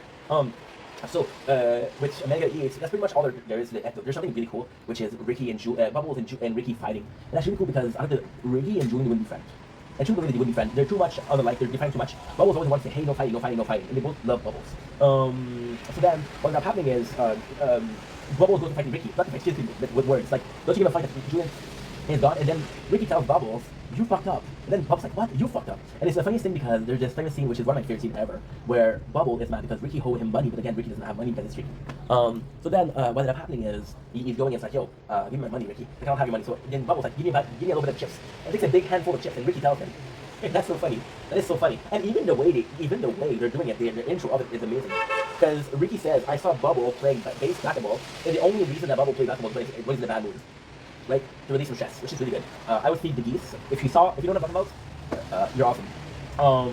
Yeah, so, then Bubble says to the camera, that's what Ricky, I don't even like chicken chips. At this point, I don't give a fuck. That's gangster. Give me more of that Bubbles. And so the end with them coming back to the park and sobering up. And then Julian coming back to his fucking trailer, and there's jack shit, there's nothing. Because it was a place that Ricky used to grow dough, right? Season 4 for 3, we're going to be doing the beginning because we did a lot of it already. So we got Rib Rub TV Sub. First appearance of Philadelphia Collins. First appearance, but not first appearance. Philadelphia Collins was actually in season 1, episode 1 as an extra. Yeah, and they had it back. Philadelphia Collins, aka the Mustard Tiger, aka a mackerel extraordinaire connoisseur. He said also, rest in peace, Philadelphia Collins. Rest in peace, Mercury's. Rest in peace, John Dogsworth. Yeah, rest in peace. Legend. Julian has no furniture, so he has to sleep on the floor. The funny thing is, and that's my fucking love. That's my fucking love. There's, and I like Julian, but Julian's pretty boring. There's a very specific relationship between Ricky and Bubbles, where you see that Ricky is kind of the one that's influenced Bubbles in that, you can say it in a bad way, but it's not really in a bad way. You could say that, but what happened is, they saw a documentary on the Sound Crunch, and then Bubbles also see it. Then Julian was a big boy, muscly boy, sexy, pretty sexy day, Julian. To me, this is part of the first movie. To me, this is as big as the Joker saying, here we go. It's really sexy day, Julian. Yeah, this is cool.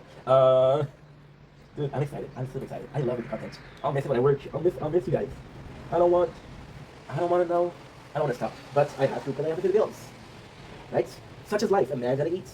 Just said that 5 minutes ago, that would be cool. So, they don't have furniture, and they think that Julian was fast because he's so big, so they go in, and they fuck him up. And the whole episode, they're all sore because they beat each other up with, Also, the relationship between Bubbles and Ricky is so cute. So, for example, Bubbles, Ricky comes in with cereal, and he tells Bubbles, "You gotta try these, man. They're so fucking good." And then Bubbles like, "Really?"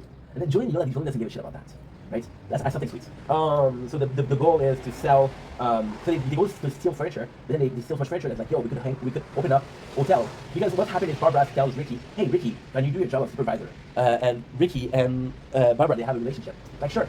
And then Bubbles, who is influenced by Ricky, says that would be a great idea. Get Leahy and Barbara out for a bath, make a couple of bucks, which is not something that Bubble would say, but now he says it, and I love this Bubble. This Bubble to me, that's good. Trench, don't care. Yeah, so they go and steal some furniture, they have a furniture, then Julian's like, yo, we're gonna have a hotel that will rent it by the hour, which is why they say the kind of called D3EC. And that's pretty much it, that's the episode. So I'll see you soon with season 5. Don't blink, it's your brain. Welcome to the show. Whether you want to have a wonderful day on this 22 May 25. I forgot the main part of this video, but we'll do it after because I got too much to do with announcements. I'm gonna make a small announcement. So this is actually the genesis of A Vendetta. When it came to the show, we have a broken back, but it's actually pretty cool because it allowed me to just chill. When you look at the A Vendetta channel, and if you look at myself, two of the shows that growing up made a difference to me were Trailer Park Boys and Andy vs. Penny. When I started making content with my face in, because again, at the beginning we were a gaming streamer, I started to do food review, which we still do, but I started doing recap. Those are two first that I did, Trailer Park Boys and Andy vs. Penny.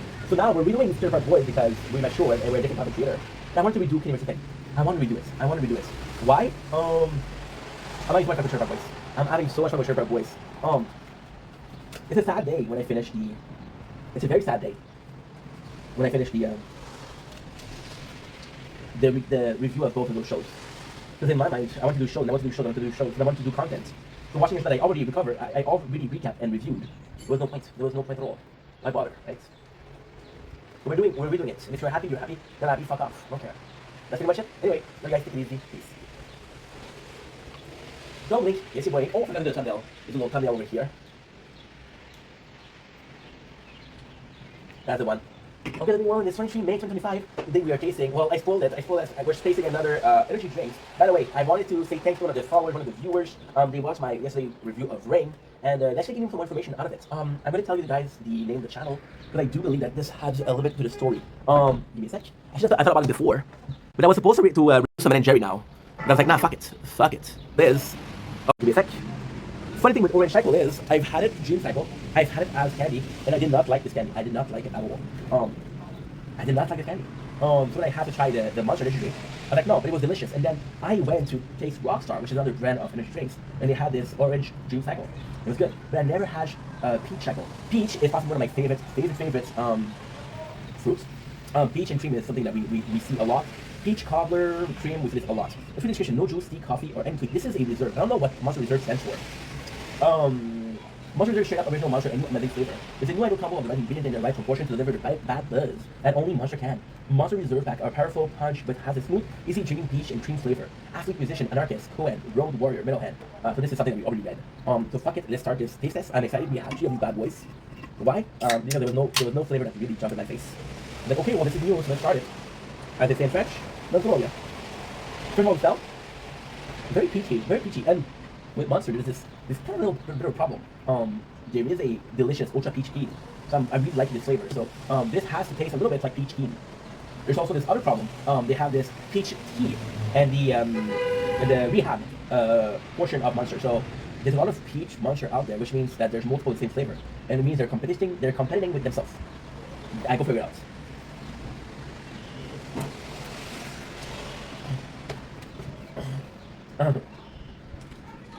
Oh. Wow. Sheesh. I'm a calm guy. I don't know where it is. It is phenomenal. I'm getting a really good peach flavor. Peach is a very specific fruit. If you look at white peach, you get a more sour. Peach is very sweet, but it has this very peculiar flavor. Does it taste like cream? I don't know what cream tastes like, to be honest. I know it's crazy, but I don't know what peach tastes like. The cream tastes like.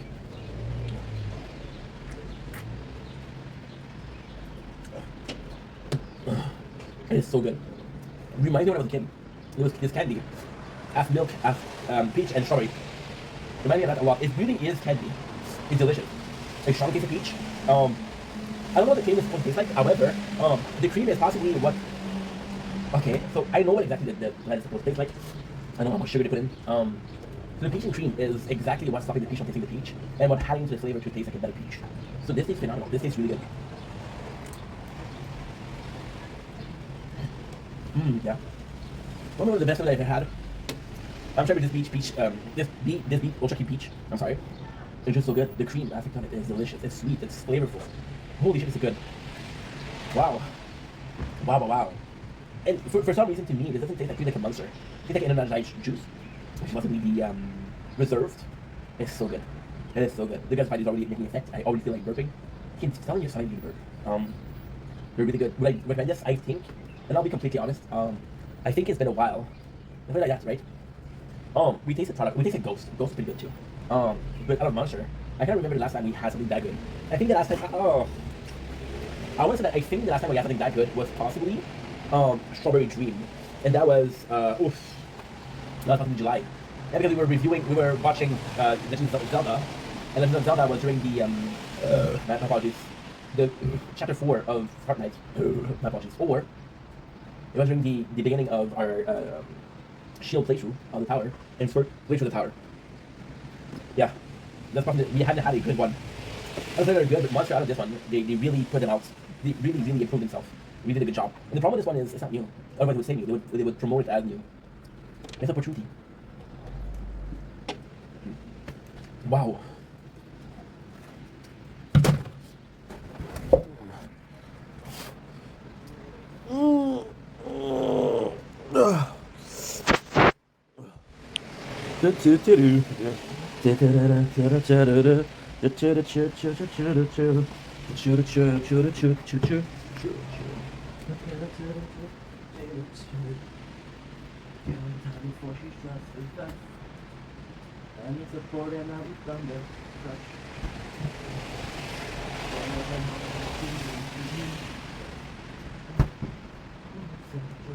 Surrender, every sound, every sound. Surrender, every touch, every from. Surrender yourself to me, yeah. Even though I know what I'm looking for. Why are you recording? Like, are you recording? No, why are you recording? Bullshit.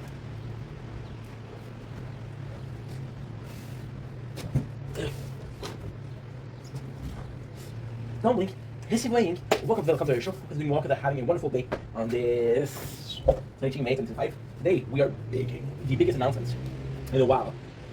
The first announcement when it comes to recapping thing, we're going to do a special day. This is humongous. This is humongous. We're going to be doing a special day of Tripper Boys, my first show. The inspiration came from what? From a product we bought, which is Out of Fire Donaire. Bought these motherfuckers because of Tripper Boys. They look delicious, they look tasty. I never had these before. They're just otherworldly, so these are going to be really excited to taste them. But there's more than that. So I discovered Tripper Boys about 20 years ago.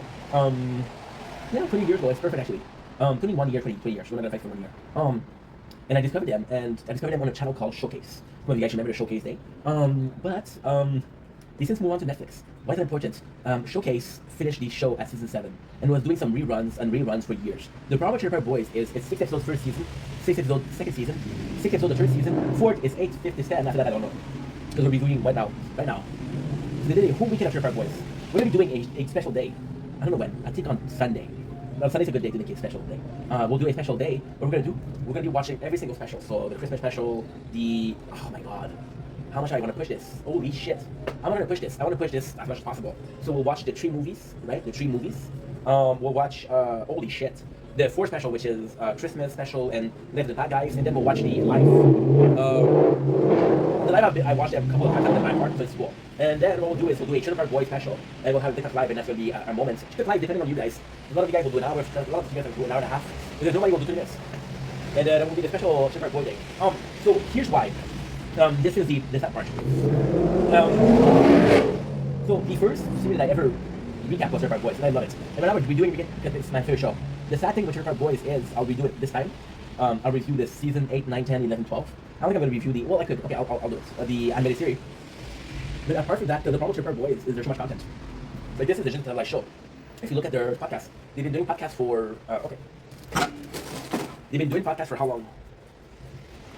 They've been doing podcasts since 2016. Kinda, yeah. 2016, we're now in 2025. It's in August. In August.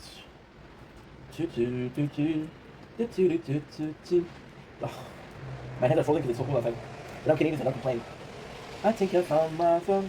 Trailer Park Boy Podcast. Trailer Park Voice Podcast. Okay, podcast. Okay. Wow. We'll see. Another thing. One. So there is 21 page of 10. We started out at the August 5th, 2015. In August, it's going to be 10 years in the making. And they release an episode every single week. This is huge. This is humongous. This is crazy. So we're talking about 520 episodes of half an hour. 520 episodes of half an hour is 26 hours. Holy shit. This is what I had to do for the recap. Which is insane. So, I'll never recap the Trailer Park Boys again. I'll recap the podcast. Lastly. Anyway, love you guys. Take it easy. Peace.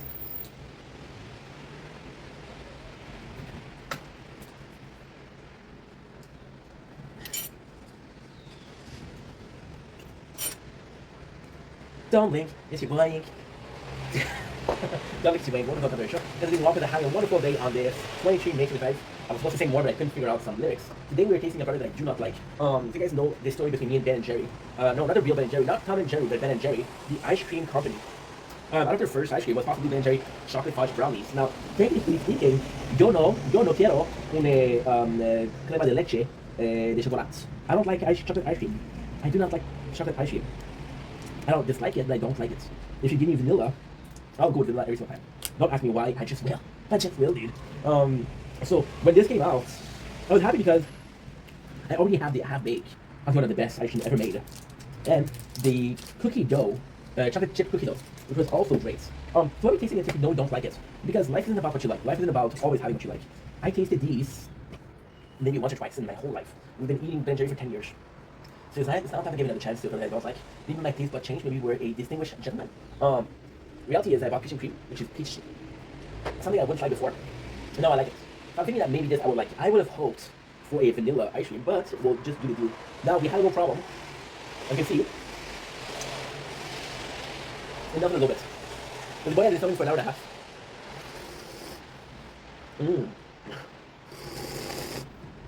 Okay. I'm mad. Pretty good chocolate ice cream. Hopefully, I don't know what they did there. Why is it so good? What's your secret, Ben? Tell me the truth, Jerry. We already have a piece of the delicious brownies. We're gonna go straight up for the brownies. Why? Ice cream is easy to make. Brownies is gonna be harder. Oh my god. I would prefer to half bake. However, I'm not mad at all. It's actually pretty good.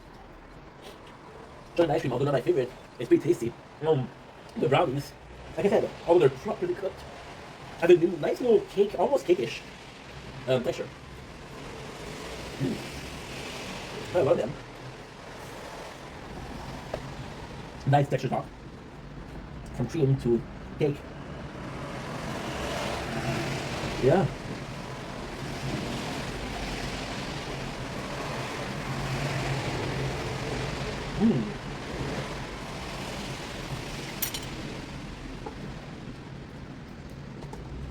What I like here is the brownie soaked up the flavor. So it really does feel like, okay, well, you know what? We have multiple flavor here. It's quite good. It's not good in the sense of the brownies and chocolate ice cream. You two them together. The brownie, which is supposed to be cakey and, yeah, cakey is a good word, is cakey. We have this in French Canada. This is called pudding sugar, which is an angel cake and maple syrup. This is exactly what it is. It's soaked up cake. It is delicious. I'll be even better. I'll give you another, even better thing. It's good and great in two ways. The first way is that it is soaked up, so the texture is different and it feels more. The second way is, since it's colder, there's a little bit of a temperature play. So you have texture play and you have temperature play, which is quite nice. And that's pretty much it. Really, really, really good shit. Love it. And I love you, so take it easy, please.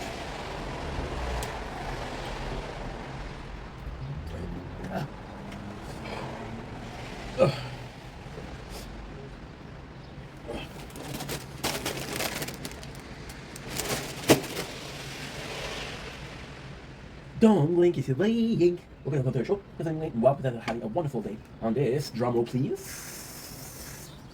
On this 23 May 25 today, we're not even tasting something. So you saw the title, you saw the thumbnail, and you're like, oh, another one of them taste this. The 17th time today tasting something. It's not. So about a year ago, right, we stopped working, right? I get to mass department, and then my apologies. We started eating really unhealthy. Because I was like, dude, it doesn't matter if the next day I feel like shit because I ate so unhealthy. I don't work. One of the first things that we did was Toys from the World. Toys from the World is from probably my favorite company, which is Present Choice. 1, 2, 3, 4, 5, 6, 7, 8, 9, 10. And the flavor from the world was a really cool thing where they took different products, different countries, and they said, you know what, this is what kind of chip they use. Right now there's this masala craze going on in Canada, and there's a lot of products like masala. And I was like, oh, I'm starting a job on Monday. I really want to have a little partay. I don't do drugs. I don't drink.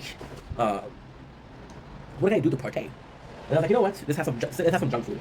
And that's for the world of flavor. And a part of me was like, fuck, I don't want to taste every single flavor out of the bag. I don't want to taste every single thing. And I got my favorite, which is buffalo and blue cheese.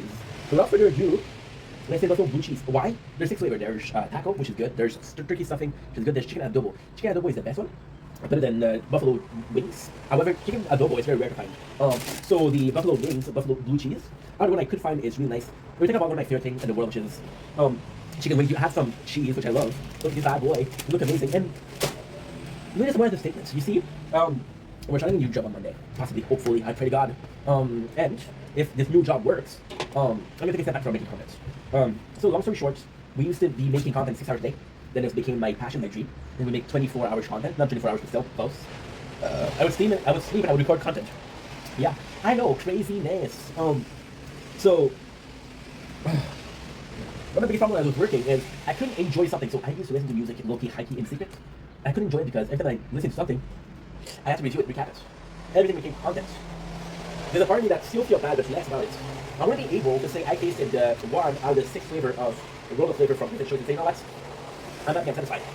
This is a detox of making content in a compulsive manner. Those perfectly seasoned crunchy liverpool chips are crave-worthy, take on the pub classic, buffalo style, hot wings with a side of tangy blue cheese dip. The blue cheese dip, I, as a French Canadian, solemnly swear, would not be ashamed of my passion for blue cheese, to not be embarrassed when they call me weird because I like this, and to tell people to go fuck themselves if they're not happy. How about that? I like them apples. I love them. Without further ado, let's go. First thing first, a little bit of a smell taste. Smells horrible. It smells tangy, it smells spicy. I'm getting a lot more of the chicken than the blue cheese. I don't know why.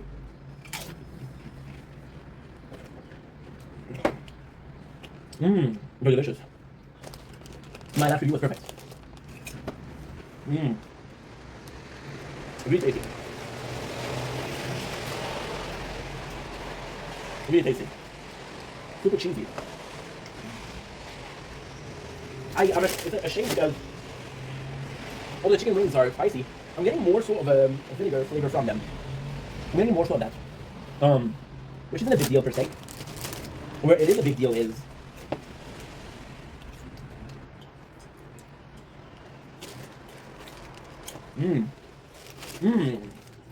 Oh, it's so good.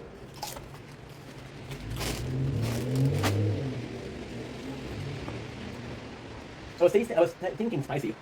I was talking about vinegar. Now, the problem with that is spiciness. True spice connoisseur. The best way to take away the spices from your mouth, is milk and bread. Cheese is also good. I wanted to combat between the cheese and the not sanctity, but the calming aspect of the cheese. The hydrating feeling of the cheese. With spice, cheese and vinegar don't work. So when I'm tasting more vinegar, it's not something I don't like, I dislike. And it's a weird mix. My fear is if the chips wasn't so good, it would be good. Does that make sense though? If the chip wasn't so good, I would worry more about that. Not because the chip is so good, I don't mind. See, now that I stop eating it, there's a bit of spiciness to it, and that's nice. These are complex, but in a good way. A good way. Besides, you're talking about reproducing a fucking chicken wings dipped in blue cheese. That's hard. That is hard to begin with. So we'll see how it goes for now. I don't like a winner, but I'm not sure winner. Anyway, guys, take it easy. Peace. Don't blink, playing. Welcome to the show. Everything welcome to having a wonderful day on this 23 May 25. Today, what a subject. I'm extremely confused. No, Dad, it's not about my sexuality. No, Mom, it's not about the type of music. It's not about my emo phase, Mom. It's not a phase, Mom. I'm confused about making content. So yesterday, I came to term, and I came very calmly and told you guys from the bottom of my heart, and no fart. I told you from the bottom of my heart, I told you, Mom, Dad, fellow inkling, fellow England that aspire to be the greatest community in the fucking world. Just saying. Transpire, which is, ooh, transpire. I'm joking, of course. Where am I? So I talked about me not making content anymore, and I talked about how it was healthy, and it was something I wanted, and it was something that,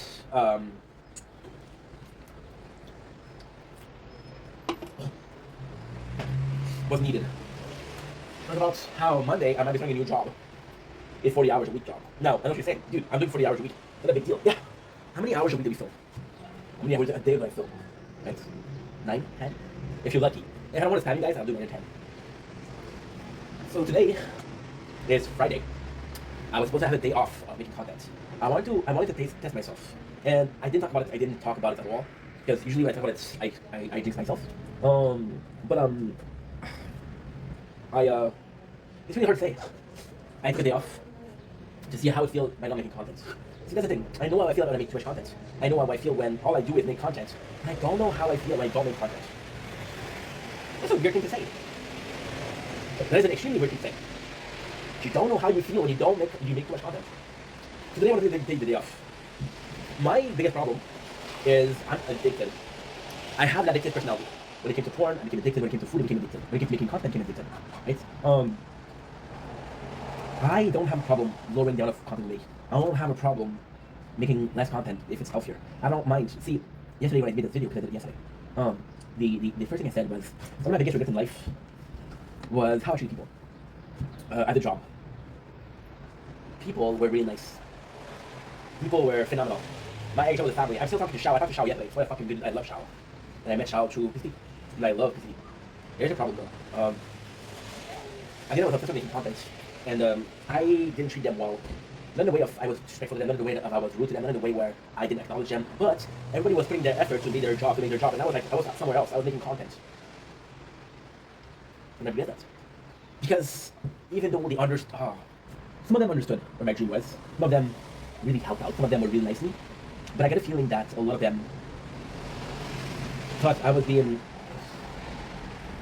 I don't want to be a dick. I don't want to be a dick, but some of those people were 56, 60 years old. You don't understand that. You don't understand social media. That's okay. That's normal. That's okay. Some people, although they understood my dream, but it's also that they had my back. I had so many people believing in me for this dream, for making content. Believing in me but not understanding how much work and how hard it is, right? And some of those people, it's not because you support me that I'll be vegan. Example, I'll be vegan, okay? You know what? Make an effort to be vegan, right? I want to take the example for veganism because to me, it is as much as religion. It is a style of life. It's a way of life. I'm not vegan. I'll never be vegan. I'll be clear. But when it comes to veganism, I understand. When I didn't say that, I live at my father's house. I used to live at my father's house. I grew up in my father's house. I was raised with my father and my mom. My mom did the best she could in 2 days out of 2 weeks. My mom had me 4 days a month. She did the best she could. God bless her. My father. There's a difference between saying, Dad, I'm going to be vegan. And you can be like, you know what? I would say that's make an effort, and we'll make an effort to make you a plate that's vegan. Right? But then, if I come and say, Dad, I want you to be vegan. That's something else. That's something completely different. Why? Because I'm imposing my life choices to you.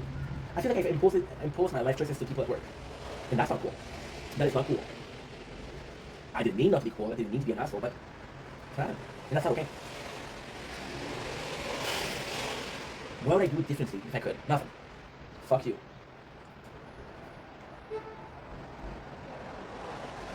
Yeah. I hate it. I hate it. I don't know. I'm afraid of I can go to the new job and live at the same way. I'm not afraid in the sense of, oh, I can't stop it. I'm afraid of if I don't start with boundaries, I'll never put boundaries. If somebody in a relationship tells you, hey, I don't like this, you won't do it. If a person allows you to do something for 5 years, and they say, hey, I don't like this, it's hard to say, okay, well, I have to stop. I have to start this job with the mentality of my making content is a hobby. My making content is a plan B, and I hate that, but and I have to respect my fellow coworker. Yeah, it's a hard thing. It's a really hard thing. But then, so today, I stopped making content today, and I was like, I'm gonna make a sacrifice. And the plan was to think about to think in my head, to put myself in a position where I start making content, right? And how I react to it. So, for example, right, we'll take a drug addict. And again, I hate this term because I'm an addict, but I'm not a drug addict. You take this term, you say, okay, well, how much time before they have this withdrawal?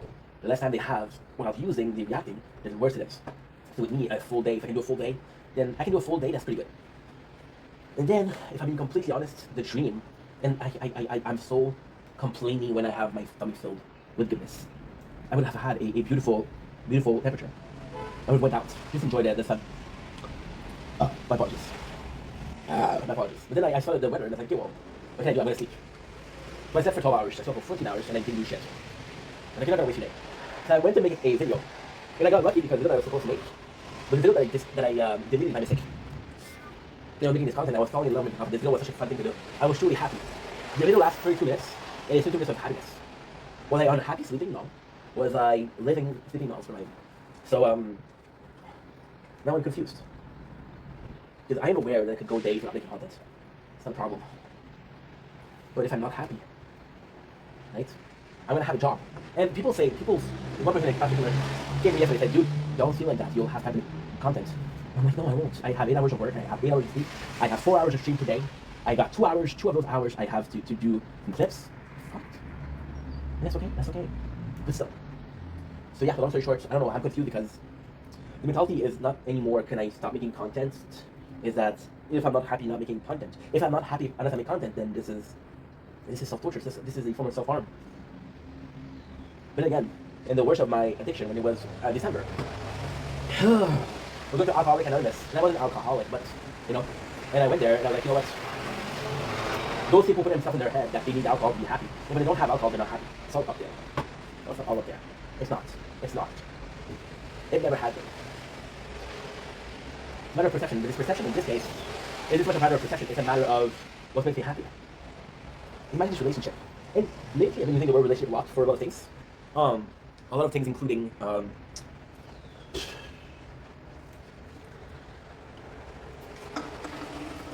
been making content for an hour and a half. Should have uploaded that video, won't you? I'm using relationship because to me, relationship is the bond between two people. Right? Doesn't matter what they're doing. Doesn't matter how you view it. All that matters is somehow, somewhere, there's two people that have to learn to live with each other, and that's the way it is. Right? That's the way it is. What are you supposed to do? And on that note, I don't know. Yo no sé much. Anyway, enough of talking. I love you guys. I'll see you guys really soon. And well, see, that's the problem with making videos like this. They're therapeutic. They don't have a purpose. I came in making this video, right, thinking that, knowing that I didn't have an answer, and I wouldn't find the answer talking about the video. So I'm making a video, the purpose of making a video, but not for the purpose of solving a problem. Again, when we talk about solving a problem, you imply there's a problem, right? The implication that it's a problem is a matter of opinion. Somebody that's obsessed with something that is positive, constructive, is not. There's this guy, right? And he's autistic, okay? And he has a real talent for music. He has this real talent for music, right? And thankfully, he developed a passion for making music, and he becomes really good at piano, okay? And you realize that the only way I can calm down is by playing piano, okay? Cool. And then his job, there's a orchestra in the neighborhood. And the orchestra, you say, you know what, I love the way you play piano, we would like to hire you, right? Then it becomes a job. And then the parents, the first time, and I know the parents, what I'm about to say is not against them. Okay, please understand that. I know my parents. The parents understand that this is a God bless. The first thought that they have is like, holy shit, my son, I didn't know if he was going to be able to work, I didn't know if he was going to be able to function in society, has a chance to make money, has a chance to socialize, has a chance to be doing what he wants. You might stop it, right? And then, the autistic kid is stressed. He's really stressed. And he starts playing. He doesn't stop, right? And his parents gets worried because he's doing this 12 hours a day, 16 hours a day. He doesn't go out of this room, right? But when did it start becoming unhealthy? It wasn't healthy when it was obsession with music because it was autistic. It wasn't unhealthy. It wasn't a problem when somebody came to you and say, hey, we would like to hire your son for our orchestra. You're proud of them, right? You're proud of them. Mm-hmm. You're proud of them. What changed, right? And now, in my case, in my specific case, is also a question of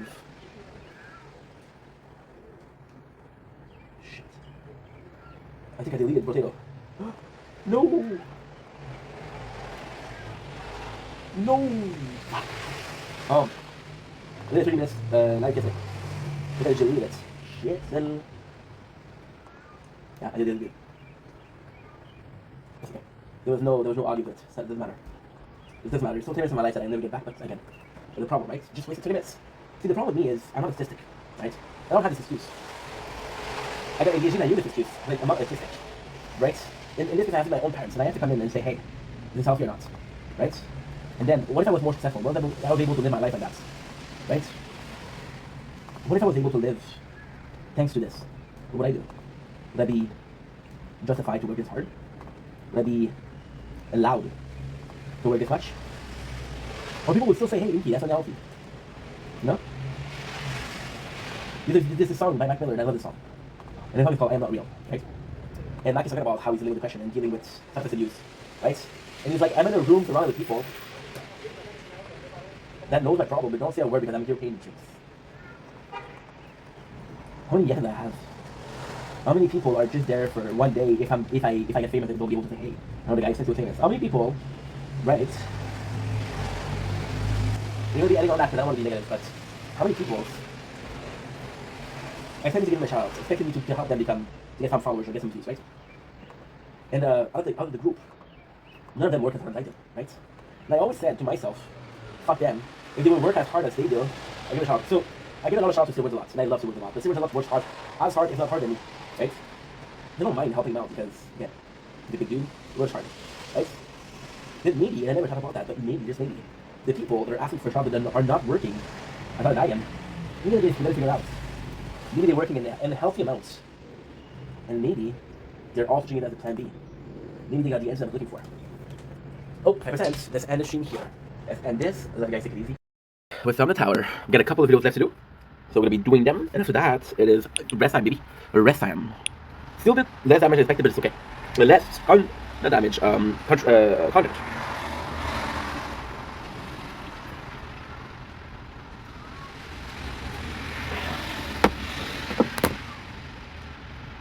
Oh, tournaments, I forgot. Okay.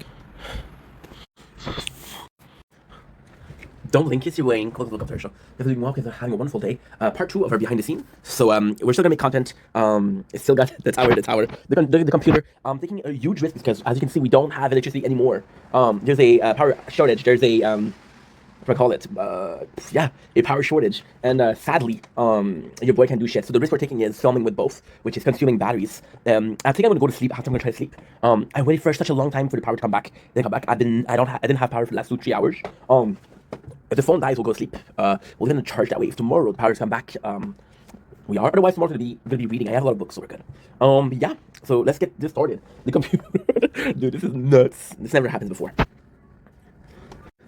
Don't blink. Hey, say blink. Welcome to our show. Everything well because I'm having a wonderful day. You know what sucks? You see this building, right? Me and this building. I don't have electricity. I don't have electricity right now, so I'm gonna be filming some content. Thankfully, I got some content in here. Very thankfully. However, I don't know for how long I'll be able to film. My battery isn't full. The worst case, we're gonna go sleep after, and it should be fun. It should be fun. So I'm gonna lift you with some nature corn, and it sucks because I don't understand. Everybody else has Wi-Fi. Everybody else is stupid. It is stupid, but hey, what am I supposed to do? Let's make some content.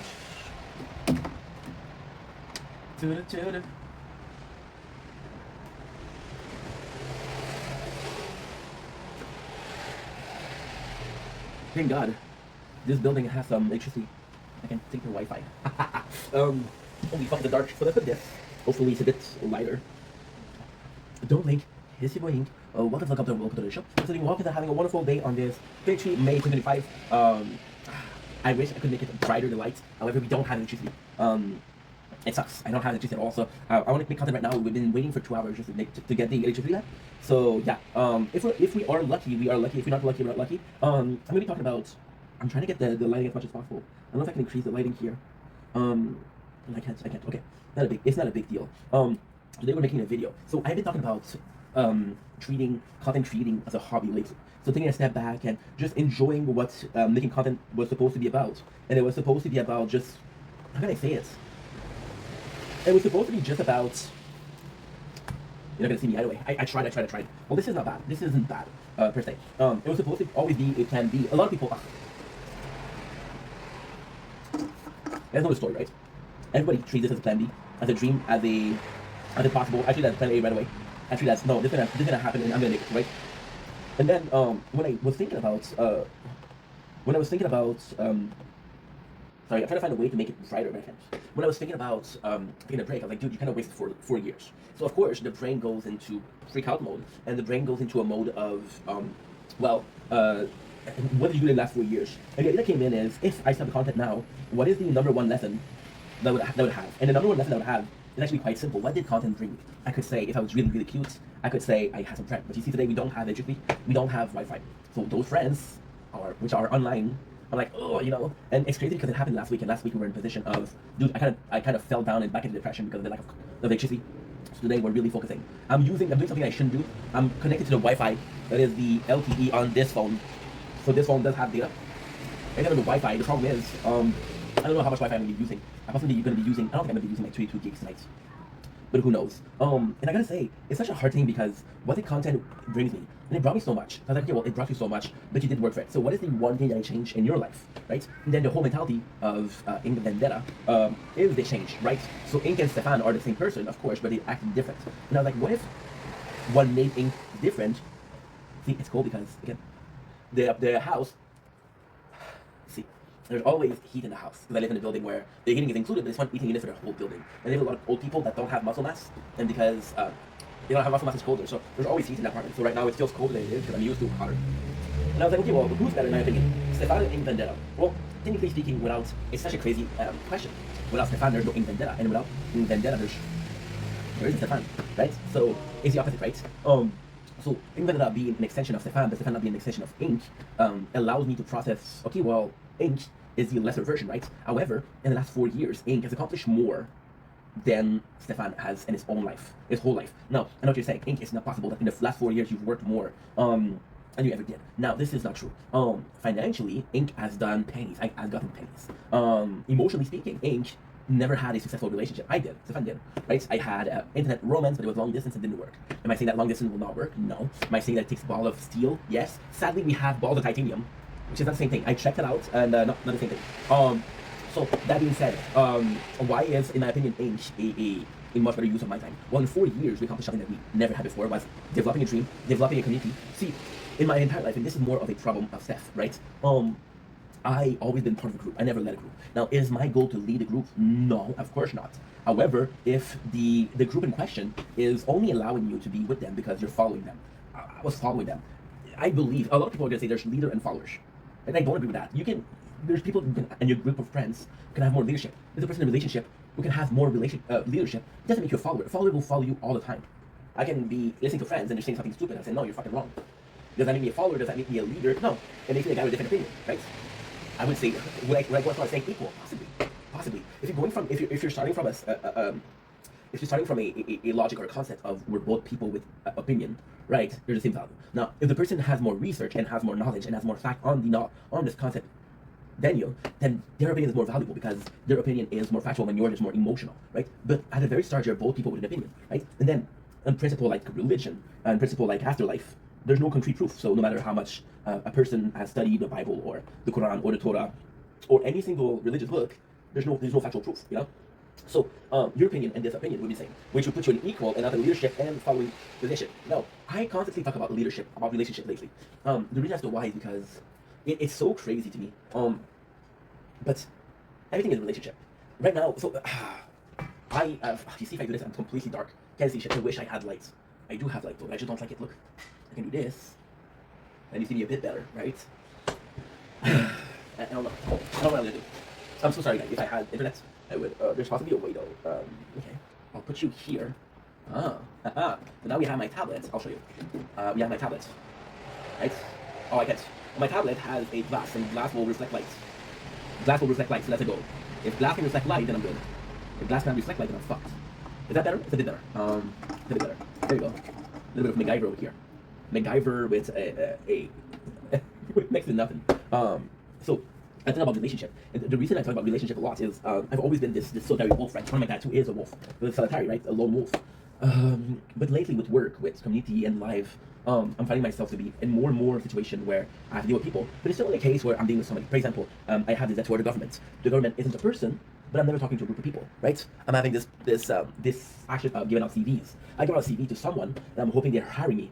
I'm not hoping the company hire me. I'm hoping that someone hire me. Someone has enough heart to say, hey, maybe I should put his fucking resume in the garbage, right? And if I'm lucky, they won't. If I'm not lucky, they will, and then I have no chance of being hired because who looks in the garbage except for ink? I see, I said ink, not Stefan. Before you call me disgusting, it's not me. So all of this is relationship, right? And there you go. You see, this is much better, but then you don't see me. Fuck. You don't say, I can do like this. This is actually pretty. Oh, I have to kind of hold it, and I have to kind of hold it like this. Now that's good. Okay, that's good. That's good. I like it. It's not ideal, but it's not worse.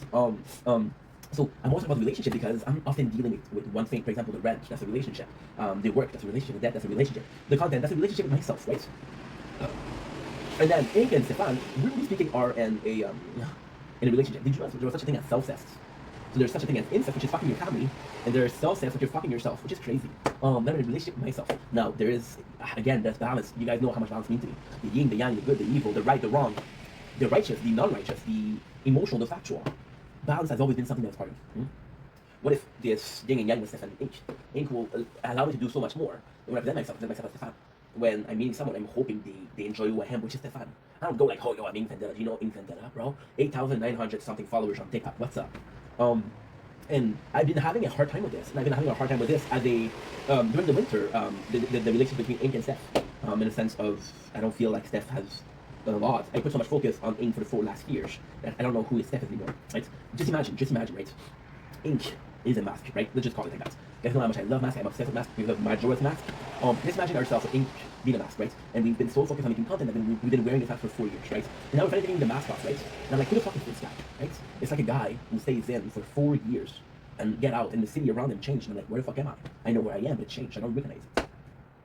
Isn't that crazy? But then I'm faced with another construct, and that other construct is, what if Ink was the best person, right? Technically speaking, I'm willing to sacrifice Ink, or I'm willing to sacrifice Stefan, and hope that I'm finding the good person. The good person being the one that's the most equipped to deal with the situation. Again, I did a video like that last week. Man with a plan versus man with a tool, right? Steph might be the guy with a plan, but Ink the guy with a tool. So then, go back to this concept of this video. What does 40 years of content allow me to do? Well, the 40 years of content, if I had to do one lesson, take risk. I talked about so many shit, and that didn't make sense. I did so many stupid shit. I had so many friendship, relationship, close, open, close, open. I lost some friend, I gained some friend, I lost some friend, I gained some friend, right? I can count on my 2 hands the number of friends that I made that are true friends during these 4 years, right? And that's insane, that's crazy. That is nuts, that is bananas. But at the same time, it might be something that's positive. It might be something. So then, be myself, right? I used to be so shy. And the shy is not a good word. I used to be so uncomfortable in my own skin. I became shy. I became recluse. I became a shut-in. I would be afraid of confrontation. I would be afraid to give out CVs because the interview on Friday asked me why you're working for the agency. Or because I'm too shy to give out CVs. How yeah? Can't say that, right? So they treat me right. So I feel like it's a second home. It's not a stable home. So I'm looking for a more stable home, and that's why your company is something I would like to be. I would like to be part of because you seem like a genuine good company. Kind of the bullshit, right? They won't watch this. I can see that's what I said. And then, this funny shit, Ink doesn't have fear. I'll go in live and talk about myself. I'll go to talk to people and be comfortable to talk about myself, right? And again, it's not a case of, oh, you talk about yourself, dude. Or a case of, I'm comfortable enough to say, hey, this is me, right? At first, I'm a guy that likes to just talk a lot. But I was so shy I would listen to people. And in my head, I would have this conversation of what I would like to answer, but I couldn't answer, right? So this confidence and this don't give a shit. I felt so much, and this is one of the biggest lessons I've learned. It's a negative lesson, of course. But I felt so much like I want people to like me. I wanted people to like me so badly. I was willing to change who I was for people to like me. Right? But then I realized that those friendships weren't based on me, they were based on what I could bring them. So, some fame, some shout-outs, some success, right? They saw me as an easy way to the top, right? And there's nothing wrong with that. If this is how you want to get to the top, that's cool. That's super cool. And I should be able to judge it. Anybody should be able to judge it. That's your personal choice. That's your personal way of seeing things. And if that's your personal way of seeing things, more power to you, brother. More power to you, brother. But at the same time, it's kind of shitty because this is not a friendship. This is a relationship. See, imagine, and I wanted this to be ingrained in your brain. Imagine you're at work, right? And you call somebody your friends, but this person calls you colleague. Now, colleague and friend is pretty similar, right? We're not gonna argue on the semantic of the difference between friendship and co-workership, right? We're not gonna argue with that. However, imagine that they're not able to refer to you as friend, right? And for you, they're a co-worker, they're also a friend, but for them, you're just a co-worker. So even though the two are extremely similar, there's a difference. There's a difference, right? Like, holy shit, that's kind of shitty, right? Now with this person, the relationship change. Does the fact that you see them as friend, but they don't see you as friend change? And if yes, why are you still a friend with that person? Now, in my opinion, that's a good question. That's a good question, right? I just don't know. So what I'm trying to say with that is, I tried so hard to people. I worked hard for people to like me, but when it came to it, them liking me or not, didn't really change shit, right? Because those friendships were not meant to be. I am not looking to please anybody. I'm not looking to please a stranger. Hey, when I ask a stranger, hey, what can I change for you to like me? I don't fucking know you, dude. I don't care, right? There's this sense of I don't care. The sense of people are gonna hate regardless. And then there's people that say, hey, if they hate you doing something right, they're just jealous. But I don't believe that. What if their hate wasn't meaningful, right? You don't like me? That's cool. That's cool. I'm not gonna change myself for somebody that I don't even know, right? So this confidence I gain as in vendetta, this confidence I gain, but also this non-care that I gain. I feel invincible, and not invincible in a physical sense of a term, but I'm feeling like I can face situation in a what you call it, a social aspect. For example, as soon as it is last week on Sunday, I went to see my uncle, and my uncle still trying to figure out how to do it. I'm gonna give up because I don't know how to do it. With my uncle, my very old uncle, and I was kind of shy. I know I told you guys that I wasn't part of the family because I didn't want to be the black sheep. I didn't want to be the guy who, oh, woe is me, right? The reality is, I left for a year, then 2 years, and then I was just like, I kind of abandoned them. You didn't abandon me, I abandoned them. And I felt bad about it, right? I felt really bad about it. Right? And that was kind of shitty. That was really shitty. That was really, really shitty. Again, not because they did anything wrong, but because not because they did anything wrong, but because I wasn't comfortable in my own skin. I went to this and I realized how much those people still care about me, right? And this was so special because those people don't even know Ink. Those people don't even know Ink, they know Stefan. I had Shao yesterday message me out of the blue. I'm like, he never gave a shit about Ink, he still care about Stefan, right? There is this purpose in there. You see, when you spend your whole life living on the edge, you don't necessarily get a lot of people liking you, right? And that's fine. And then when you get people liking you, like, okay, well, they like this person, they like to pass me. There's this stupid quote of, if I was a worm, would you still like me? Right? And it's a stupid question, but at the same time, if I was a worm, physically speaking, but emotionally speaking, and in personality, I'm still the same, would you still like me, right? So this general feeling of, I'm looking to be liked, but I don't care by who. And this sounds horrible in the sense of, oh, please like me, no matter who you are. But I'll see people that, hey, if you like me, cool. I had some really good friendship that went away because I wasn't partaking in their life, or I wasn't liking their shit. I was like, dude, that is so fucking stupid, right? Doesn't make any sense, but that's the way they feel, so I'm okay, no problem. Oh, what was I saying? If this is the lesson would be in a social aspect, being more comfortable with my own skin. And it's kind of crazy because if being comfortable with my own skin means that I have to wear the mask of Ink, it's still me. And this is the beauty of ADHD. I was talking about being a woman, would you still like me? And I was thinking a joke, right?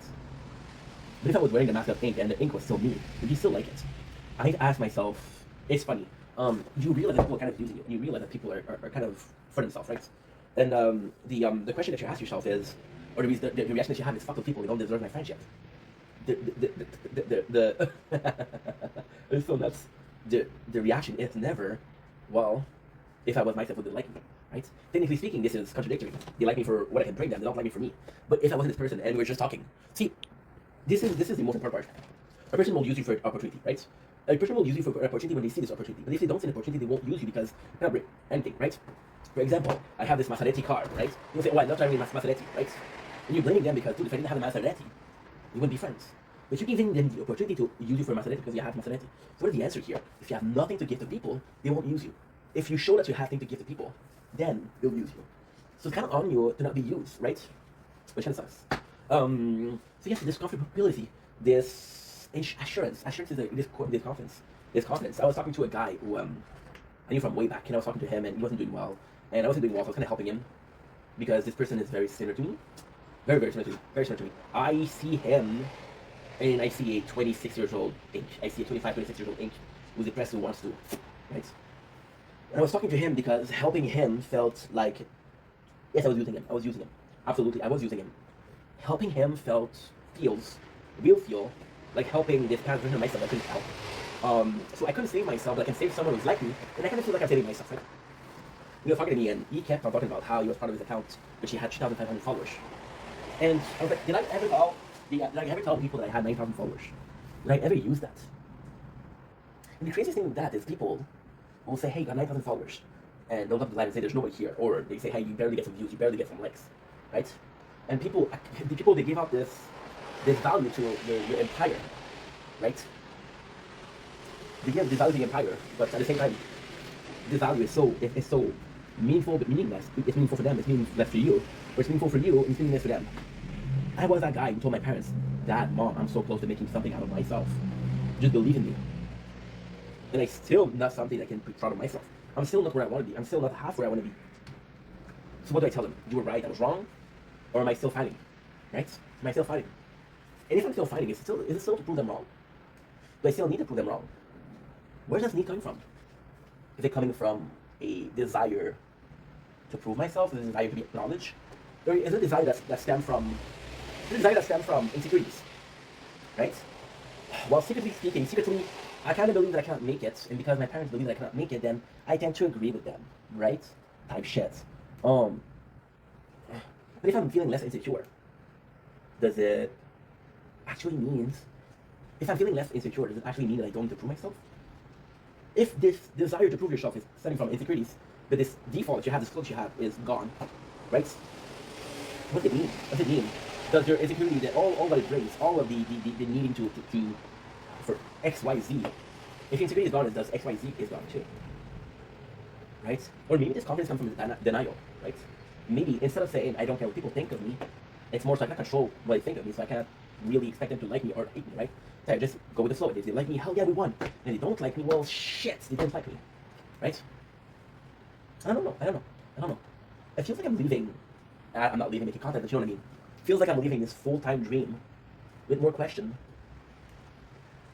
than answer, right? But that's in itself. When I saw this video, I had a clearer mind of where I wanted to go. This confidence, this level-headedness, these number of social experiences that I've learned. Talking to a bunch of people, having this community, having this dream, and being close to this dream, but then far from the dream. Having constant growth as a content creator, yet it leading nowhere, right? Or that was the point. That was the point. I was like, holy shit, we came along so far, and the fact that I was able to pursue a dream with the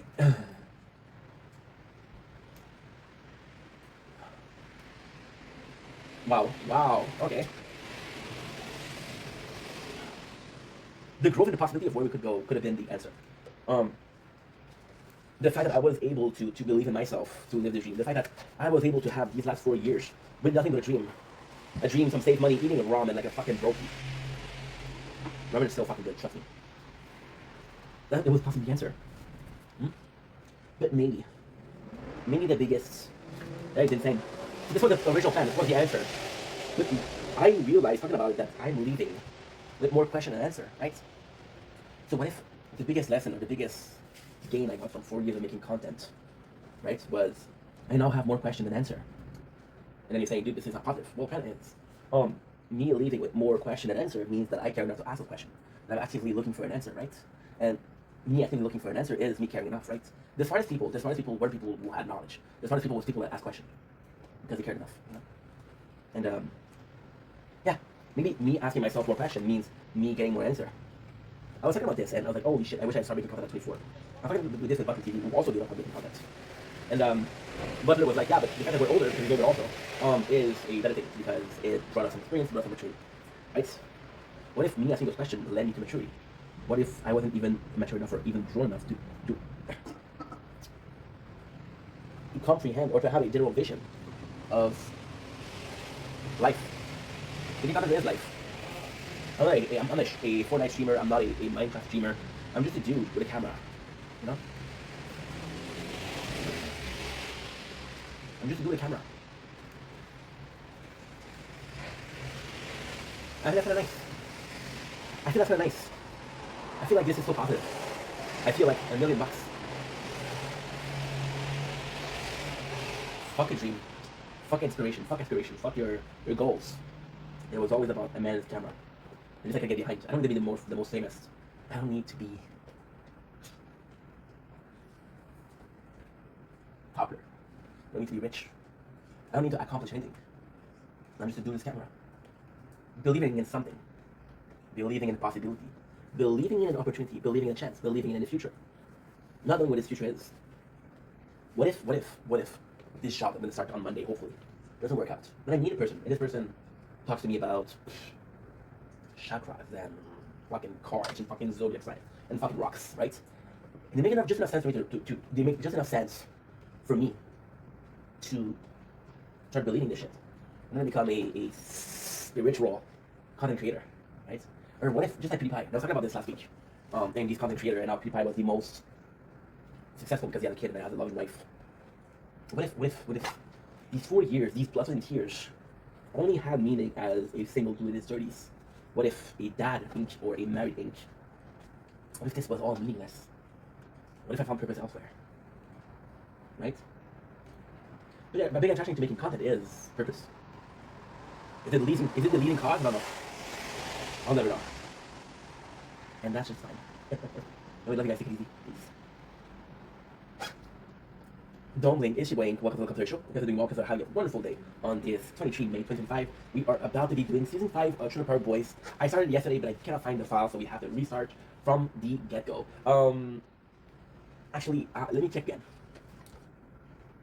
Fuck. Thank you. Thank God I have Wi-Fi on the phone.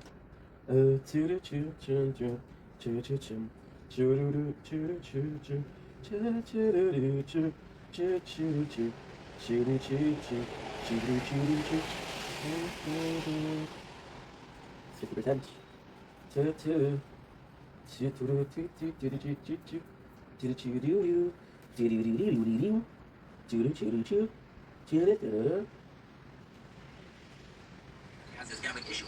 See, Ray, this is such a cool story. Ray doesn't have this much importance in the story, but since it is implied that Leahy started to drink, there's super funny moments with fucking Randy being shown bottles, and I'm freaking telling. And Tracy's like, how like you now, Hamburglar? And I fucking love that because it's a cheesy walrus. I said it once, twice, I said half a fucking time. That's super cool. Next on this, we have what? We have, so then Randy's like, why didn't you call the cops on the boys? He said, those are my shit up here. The more shit. Yeah, season 5 till 3. Ce soir, j'ai reçu un appel. On m'invitait à prendre large. Une petite coquine que je désirais depuis le secondaire, s'il vous plaît. Mais je savais pas trop quoi penser. C'est la liberté, ça me faisait peur. Ça donne la frousse de tout quitter. Mais cette fille-là, je l'ai au cœur. J'ai fait le tour de mon école. Je sais pas vraiment ce qui m'intéresse. Toujours assis sur mes deux fesses. Je suis revenu tout laisser tomber. Yeah, yeah. Cette fois, viens, je t'emmène. Le soleil brillera pour nous deux. J'attends de tes nouvelles. J'attends de ton appel. Goodbye à mes vrais amis. En vérité, je vous le dis, je mets ma vie à l'heure. Je mets ma vie à l'heure. J'ai décidé de l'accompagner, d'aller faire un tour dans l'Est. Le mot liberté me revient. Je le Québec et je m'en souviens, mais je savais pas trop quoi penser. C'est la liberté, ça me faisait peur. Je donne la frousse de tout quitter.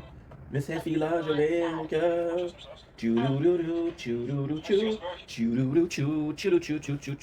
Don't blink, it's your day.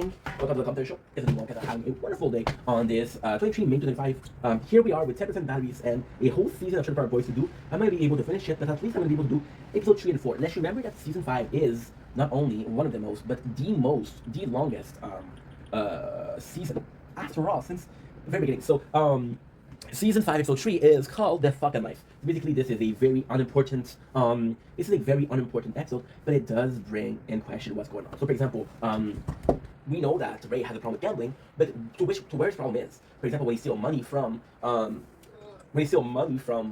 Julian, that's a big problem because he's stealing, right?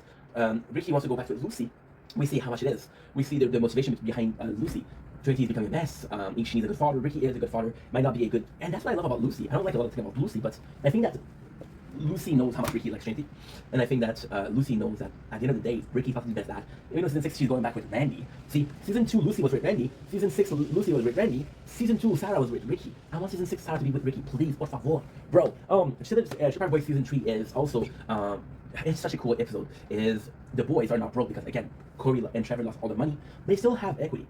So equity could be gold, equity could be action. They have music instruments. J-Rock is doing super well. Gang Grocery, he's doing really, really, really well. So he's able to strike a deal with Ricky's able to strike a deal. And the good thing about that is he organized a barbecue, but a really freaking good barbecue. And that's how we get Lucy back, and that's how he got Trinity. It's a really good moment. And there's a really sweet moment where Bubbles says, and again, I'm sorry, but I love Bubbles and Ricky. Their relationship, I don't know why, I don't know what it is. For the lighting, I know I'm dark. We're out of electricity. We're completely out of electricity. I'm kind of fucked. So the only thing I have to do is this phone, the light behind the phone. I'm sorry, it's not the best. What am I supposed to do, people? What am I supposed to do? Please tell me. Please tell me. However, Ricky ends up burning the trailer of his father. A big part of the season 5 episode 2 is that Ray now owns his trailer. He owns it. So that's a huge part because again, we want the best for Ray, but kind of fucked up just like Ricky, right? So there's a lot of fighting between Sarah and Ricky, and you kind of get why Ricky is kind of just screwing his way back into their life, and Sarah kind of tell that he's not the best person. And then when Ricky burns the trailer down and blames Bubble, he doesn't blame Bubble, but kind of blame Bubbles. He kind of blame Bubbles, and he's like, yo, well, what can I say here? Lucy says sorry, and then Ricky's like, yo, I didn't tell him. Season 5 is really when shit hits the fan. I think the darkest season of Trailer Park Boys, because they're such in a shitty place. So then we have, oh yeah, okay, cool. The episode finished with the trailer burning down. So basically, Ricky and Lucy goes to bang. Ricky leaves the grease and the fries with the stove, and they end up having a grease fire. Funny thing is, I have a cousin, and he did the same thing, but didn't burn the house down. He almost burned the house down. So yeah, Trailer Park life, dude. And then the house of Ray burns down. So the most insane shit is that the boys aren't in a bad position because financial. They're in a bad position because of financial. They've never been that bad. And even though they've been to jail multiple times, this is really shit is the fact. Julian living at Ray's also raised some. Julian living with Ray raises some problem, which is the fact that for fuck's sake, you see, battery is empty. This battery is empty. I have to stop this video. I hate doing multiple parts. But then I would start with season 5, episode 4. Okay, I'm sorry guys. I'm sorry. I'm gonna go sleep a bit, hope for the electricity back, and I'll be back, I guess. See 5%. Fuck. Okay, good.